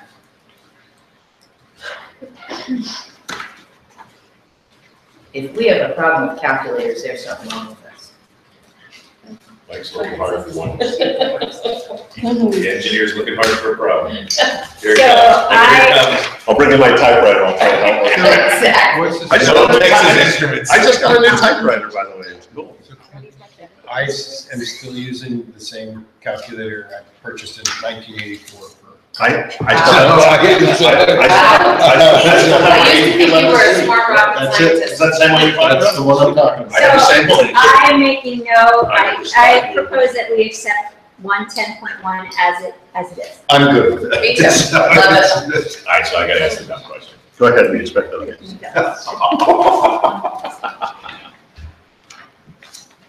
Or device that has a calculator? Well, it depends on, honestly, I don't know what our cell phone policy is.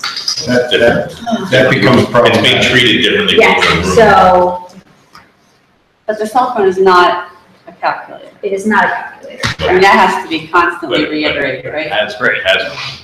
Yes. Yes, but, So would you say the use of calculator or subsequent applications / well, to here's the, include more than what we would be I thoughtful of as a regular calculator? would I'm disagree. not trying to be a pain in the ass, this game. Well, and I think, but the point of this policy is not what is a calculator, but it's how's it used. Okay. So it's really, it doesn't speak to, are you using a Texas Instruments number, whatever, or you're using your phone or the calculator. So that plugs if the into fifth grader's computer. taking their test on their phone, because it's got a calculator, that would not be, it's not a good thing, obviously. Well, it's not a good thing, but the policy speaks to, it needs to be used for certain purposes, But so. they're saying this is a calculator, it's fun. Andy, I would beg to differ because the TI calculator I'm about to buy for my middle schooler cannot be. Cannot do And it's used, it cannot use Google, Mhm. and it's being used on exams, and I don't want, when they're using it on an exam, and maybe Google the answer. Still by the 83. I don't know what it is. But No, that's my point, so you just add a word that says the use of calculators or anything that serves like purpose. Well, No, I don't want them using anything other than what's truly defined as an A instrument that's a dedicated- calculator. dedicated- This is a cell phone. I don't want them using it for a calculator. I mean, a calculator, it is a calculator. Okay, so nothing can be substituted for a calculator. Right. It does calculations. so it's a dedicated, single-purpose calculator. It's what we're looking for, is a device sold as a calculator. Can you put that in as number 4? With the calculators. Must be a calculator. Sorry, Jay, just in a spirit of cups and mouthpieces. I just don't want to. But here's my question, we have in the first sentence, in the first sentence, are we being, how about the physics classroom? I just asked, we were very specific to say mathematics classroom, Yeah, probably sit in the classroom.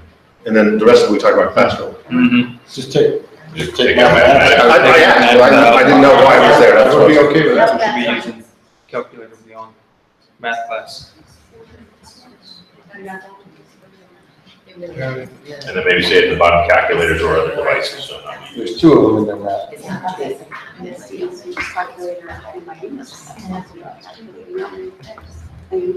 Excuse me, Mr. Grubb, can I ask a question about this? Go ahead. So I completely agree with everything that's said on this. It's just that, being a current student and having been in an honors physics class last year and, in an accelerated analysis class last year, I definitely think that there should be emphasis put on, understanding how to get from point A to point B.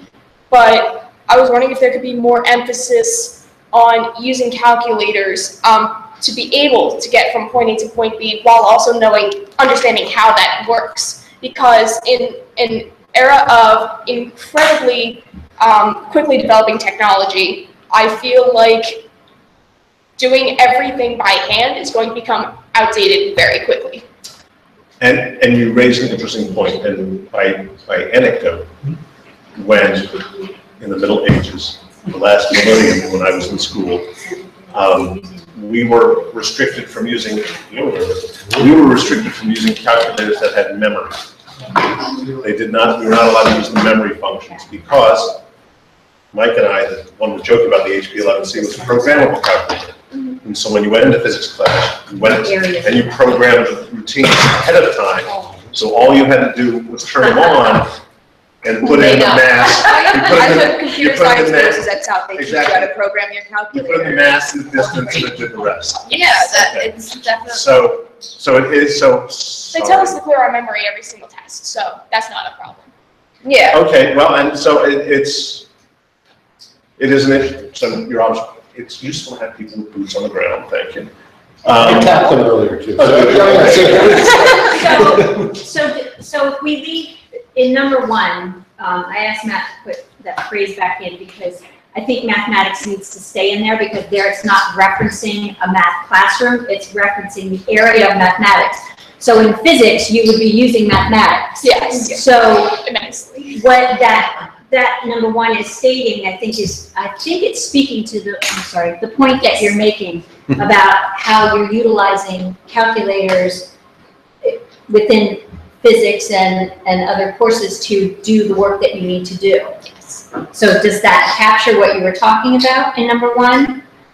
I just mean that there should be not as much of an emphasis on knowing how to do it by hand instead of like doing 20 problems of some sort of concept of learning how to do it by hand when you could easily do it by calculator. I think it would be good to understand how to do it by hand, but more emphasis should be put on using a calculator because in future generations, that's how it's going to be done. It's more of a teaching method than Yes. a calculator policy. So you were bringing that up, not necessarily about the use of the calculator, but being permitted to use the calculator. Yeah, exactly. For aspects of the curriculum. Yeah, it's interesting. It is an interesting discussion Yes. because it comes to be, if I give you the problem, do you know which formula to use? Because the one you're going to buy for your middle school guy is TI-83, Or whatever. which you put in the formula, and It will solve. and then it will solve it. So you plug in the components. Well, to expand on that, like I took BC calculus last year, and there were certain calculators we were not allowed to get because they Actually could do do calculus. Yep. because they do calculus for you, and you can put in like entire equations for variables, and it will solve for those. It will solve it for you without any other work. We weren't allowed to get certain calculators because it would just do too much for you, and it would be up to the point where if you're doing a test, you'd be done in seconds with the calculator. And that kind of goes back to the cell phone. It has a calculator on it, but there's also too much, like you can Google the answers, same as on some of these calculators. It's like, oh, the answer's right there. I didn't need to do any work. It was just,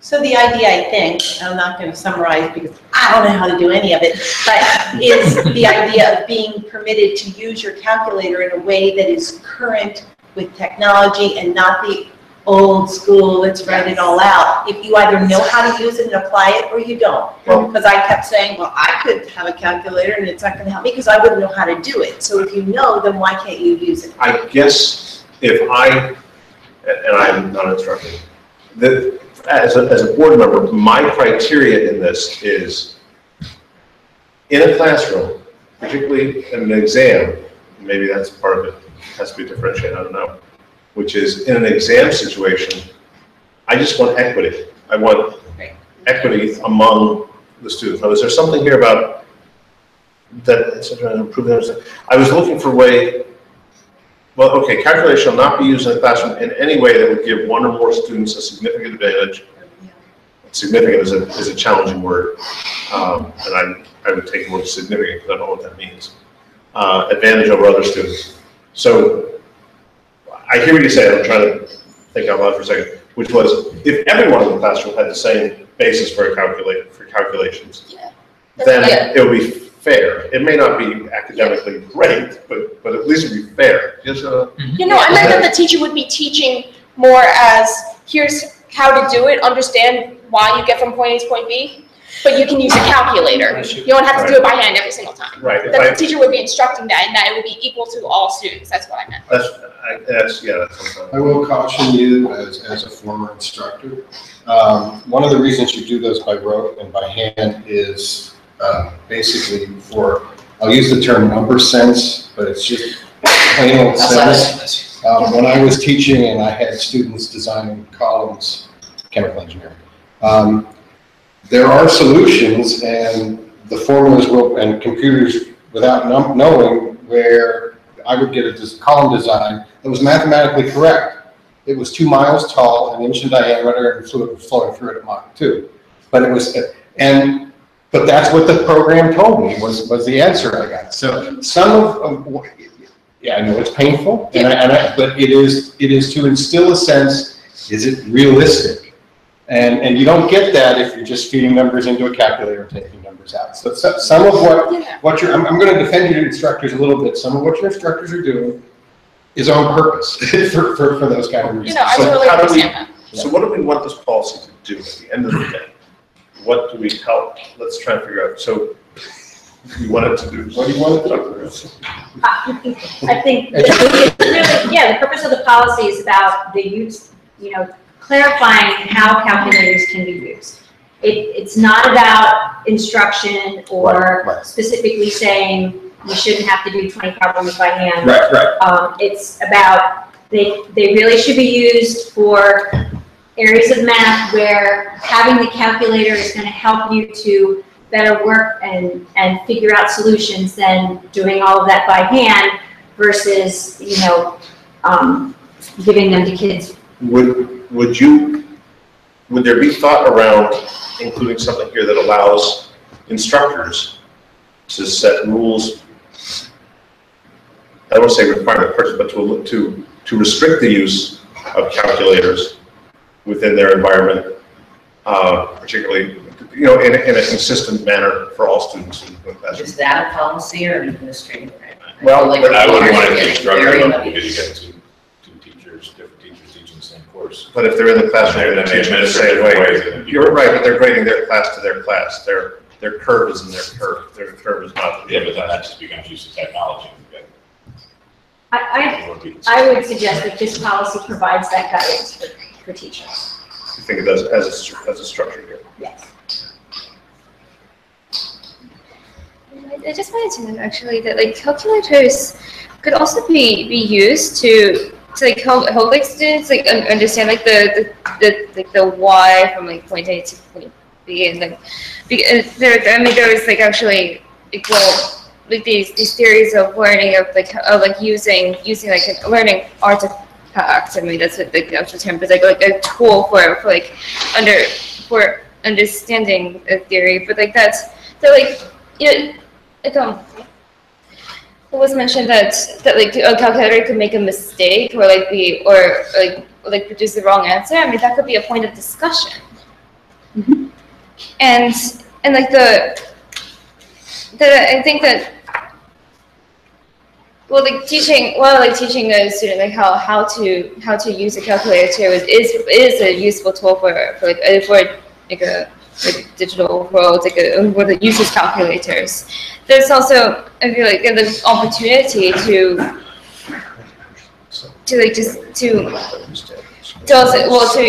expand it, not just use the calculator as a tool for calculation merely, but to understand the theory behind it. I don't see that in the use of calculators, that list, and then. Is there enough here that we should rethink? It's not that it's wrong. I'm just trying to figure out. I'm looking for direction. I know. I think Margaret just hit on a really important piece. If what the students are doing is calculation for the sake of calculation, then paper pencil is probably the way to go. Right. If, however, the student is working on something that's more theory-based, if they're problem solving, if they're analyzing, then that's when it's not about the computation. It's about the mathematical thinking. It's about the mathematical reasoning and all the analysis that goes into that. And we don't want the student getting bogged down with the paper and pencil, if I'm hearing you correctly. Yeah. As a teacher, that's certainly not what I want. So that is precisely the time to be using the calculator to get from point A to point B, because it's not about being able to do the computation. It's about being able to problem solve.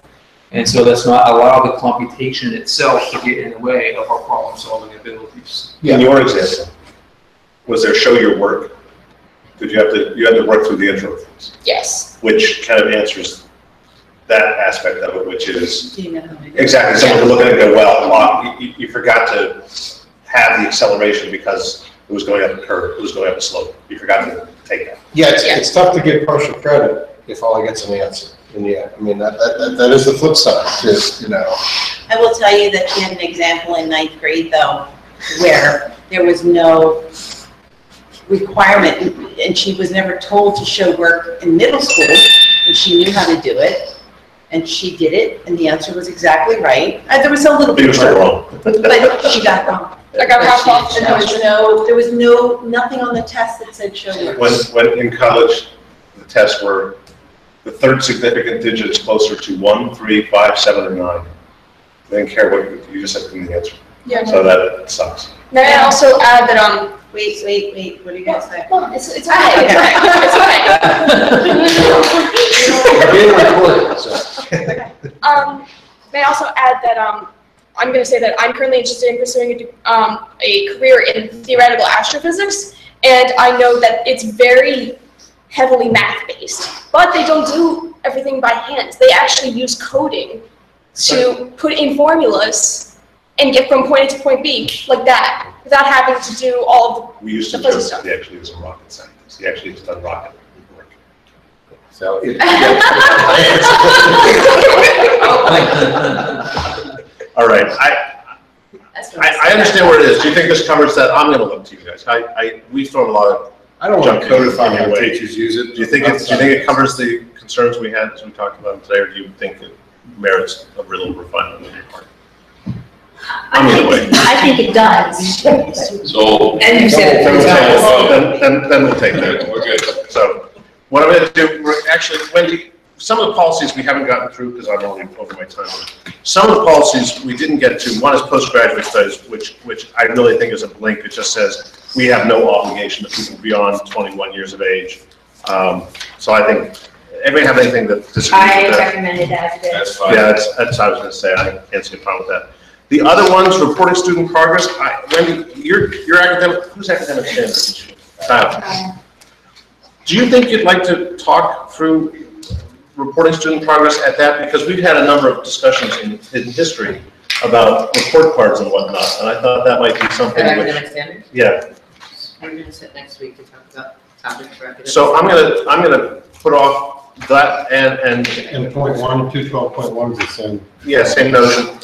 And I think we're just gonna wrap with public comment and put those aside, but maybe you wanna pick them up in academic standards. Because they are so So tightly, 212 and 212.1 delayed until they're covered in academic standards. they, either academic standards or it'll come back for our next For the iteration. next here. policy meeting, where it comes first. Right. Do we have, and promotion, you didn't give me is there a new write-up on promotion? Oh, there is. No, there isn't. I don't have a new form. I don't know the form for promotion. in there. 215. No numbers. Oh, I'm sorry. It's possible. No, it is there. All right. 215 was separate in the initial packet. Okay, I got it there. Do you want to look at those academic standards? We're just supposed to work a little bit and take those three. We'll have a conversation about it, absolutely. Which ones? 212, 212.1, and 215? Yeah. I think part of it is Sherry's trying to not make you come back for another one of these if we can. Really, because that's Chuck's in the box next time. So, No, Actually, it's very. Mr. Deska, okay. well, he can handle it. All right, so with most of these things are pretty much cleared through to, it can be on the consent agenda, with the exceptions of those that have already noted that there'll be 2 board members who may be objecting them. Those should be individualized. That's 108 and 109. I believe so. And then, Just trying to- no, 108 I think was okay. I think it was 109 was the problem. I don't remember now, but we made notes of it. And Yeah, then lastly, 108, it wasn't. I think it was on- And 105.3. Yes, which was the animal one, yes. and that can possibly settle out, and we'll decide that as it comes up. We'll vote that individually. Everybody good for the agenda? We're fine so far? Sorry, I did run 10 over. Public comment? Can I go? You waited for. So, no. So anyway, I know that this isn't being touched on until September, but I still want to get this out there. My name is Sophia. I'm a recent graduate from Council Rock South, and I'm here because I want to introduce a transgender student policy. We currently don't have one, and we have quite a few transgender students. Like, I know alone in South there are 2,000 students, and I was one of the officers in our GSA, and I know that there are plenty of students there who either do not feel safe in our schools or do not know what to do in general. My one friend is trans, and he needed to use the bathroom one day. I'll just go through. He's a trans man, which means he is transitioning from a female into a male, which means physically he is a female, but he is a male, like trans male. So he needed to use the bathroom to adjust his bra strap. Now, his question, he came up to me saying, I have no idea what to do. Do I go into the women's bathroom? I feel like a creep. I don't belong in there. Or do I go into the men's room and be judged and possibly kicked out? He ended up, I don't know what he ended up doing, but these are concerns. And even not just bathrooms, but graduation. He graduated with me this year, and he had to talk to many different layers and many different people to just wear blue, because at Council Rock South, you wear white if you're a girl, you wear blue if you're a boy. Just to wear the color blue and be announced as the name that he has been going by, his preferred name and all, that was a process for him. And we really don't have anything in place for trans students, and we need to, because they exist. We can't deny the fact that they're there. Like, whether or not we choose to accept that or not is a different discussion, but they are there, and they need to have some way to use the bathroom and to exist in our schools. Like, what do we do if a teacher doesn't want to call them by their preferred name and genders? And it's a very big thing, because one of the things that's linked with trans people is, and it being accepted, is suicide. And in 2014, a trans girl, male to female, Leila Alcorn, she killed herself by walking into traffic. She was only 17 years old. And she came out to her parents when she was 14, like, oh my God, I felt like this my entire life. And her parents rejected her and sent her to conversion therapy, conversion camps.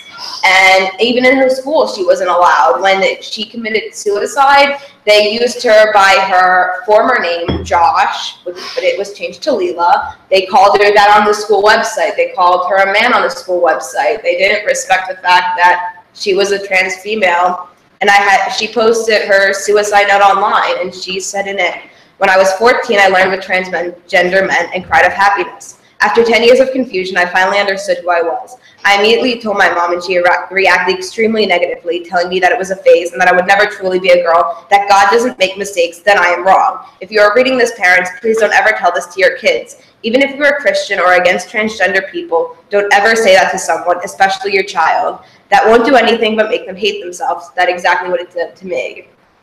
So we need to normalize, like, just being trans, because even though this is about using bathrooms, it's about trans people being able to exist.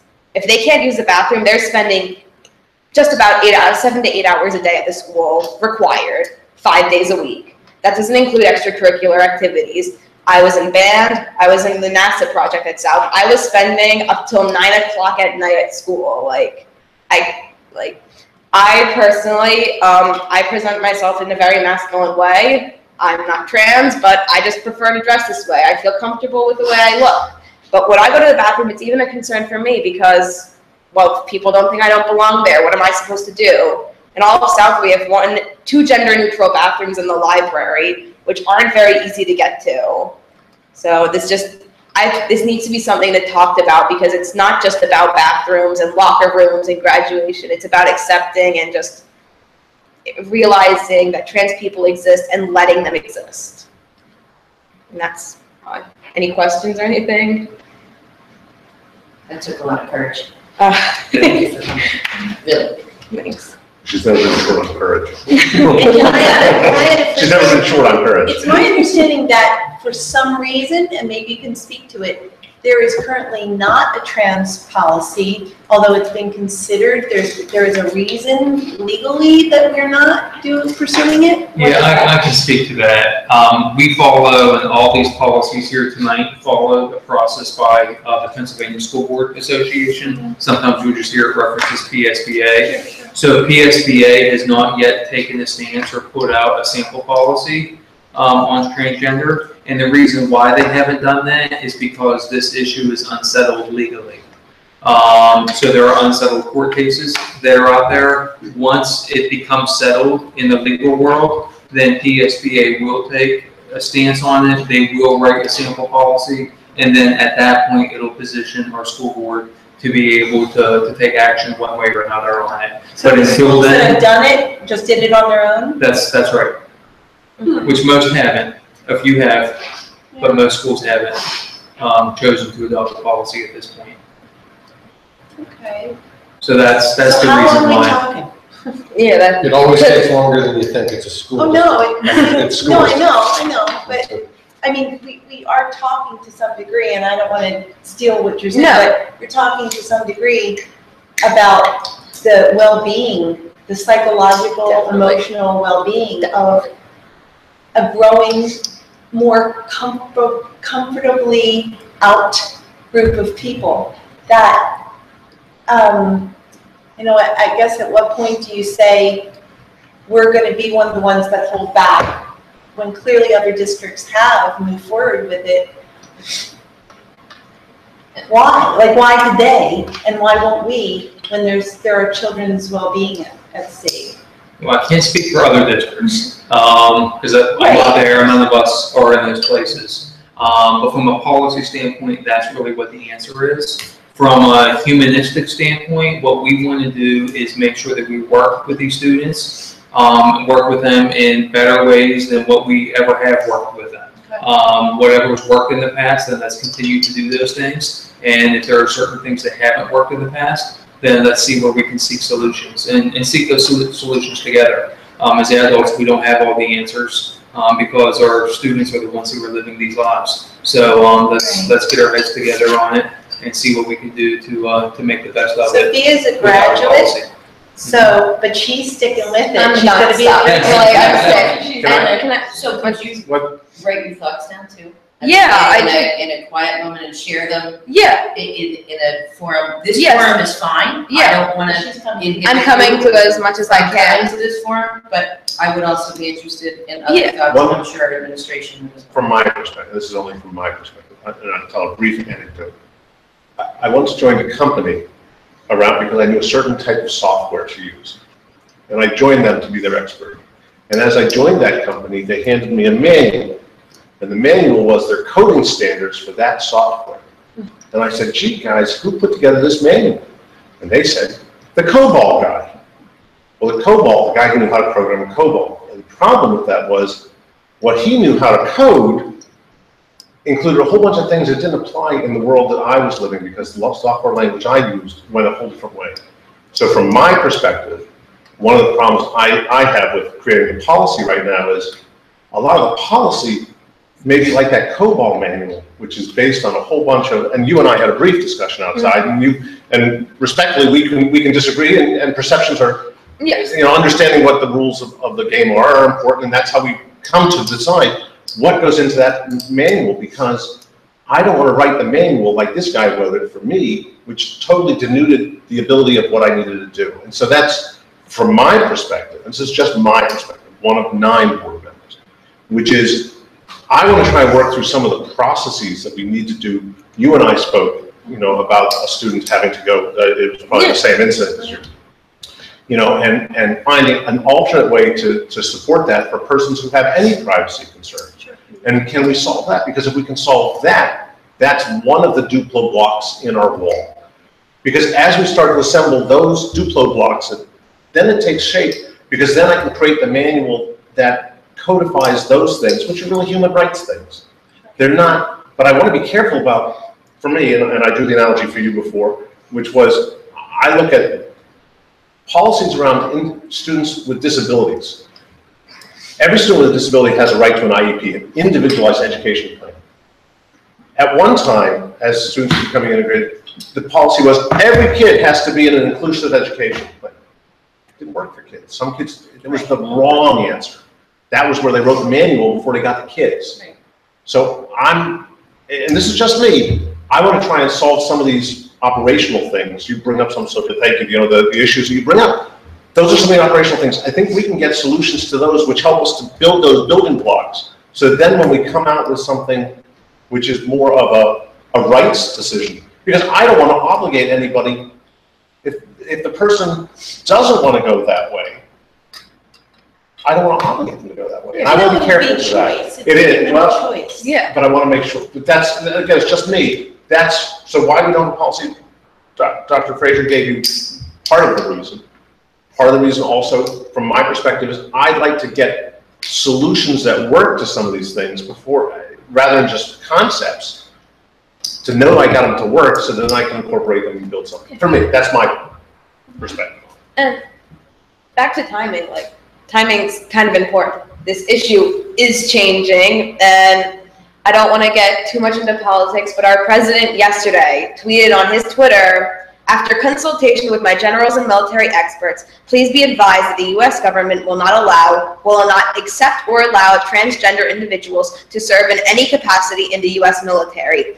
Our military must be focused on decisive and overwhelming victory and cannot be burdened with the tremendous medical costs and disruption that transgender in the military would entail. Thank you." Our president, whether you like him or not, has called trans people a burden and a disruption. And we're not the only ones hearing it. Those trans kids are hearing, I'm a burden, I'm a disruption, and that's not okay. Like, if our government, like, who is going to protect these students? Like, and that's what it comes down to. They need protecting. It's very obvious that whether the legal side, like, yes, it is very up in the air legally, but they're students, they're kids, and when kids aren't accepted, like Leela, they're gonna kill themselves or they're gonna hurt themselves. And we need to protect them, and that's really, like, timing is important because this was just yesterday. Like, now more than ever, we should be able to support people in these situations and make them comfortable in their own skin, so that way we don't have other situations like Layla. Yeah. High school's a tough time for kids. And this year also, the Shanley lost a student in the same way. Right. Yeah. Right. So I think too, though, we have begun hard conversations this year on a variety of topics with regard to diversity. So we need to ensure the safety of our trans kids, of our African American kids, of our homosexual population. Just say all. We're trying to, well, because I'm speaking about diversity, and this is what people have come and spoken to us about. So you are here tonight on this particular issue, and others have come for other particular issues, and I do think we have taken steps. Yeah. We're starting, we're moving, we're trying to figure it out. I don't think you're unheard in this room, and I don't think you're unheard in this district, and I don't want you to even feel that way. Yeah, that's what I'm trying to do. I'm trying to get heard. I'm trying to get the ball moving, and I want to keep it moving because it's very important. There are lots of kids. Like, if you ask someone in the school, like, how many trans kids do you think there are, they'll probably say none because no one's talking about it. And for some students, that's a good thing. They don't want to be talking about it because they don't want their parents to know, because God forbid their parents know. LGBT kids, so lesbian, gay, bisexual, transgender kids, there are some very alarming homelessness rates. There are LGBT homeless shelters because their parents just won't accept them.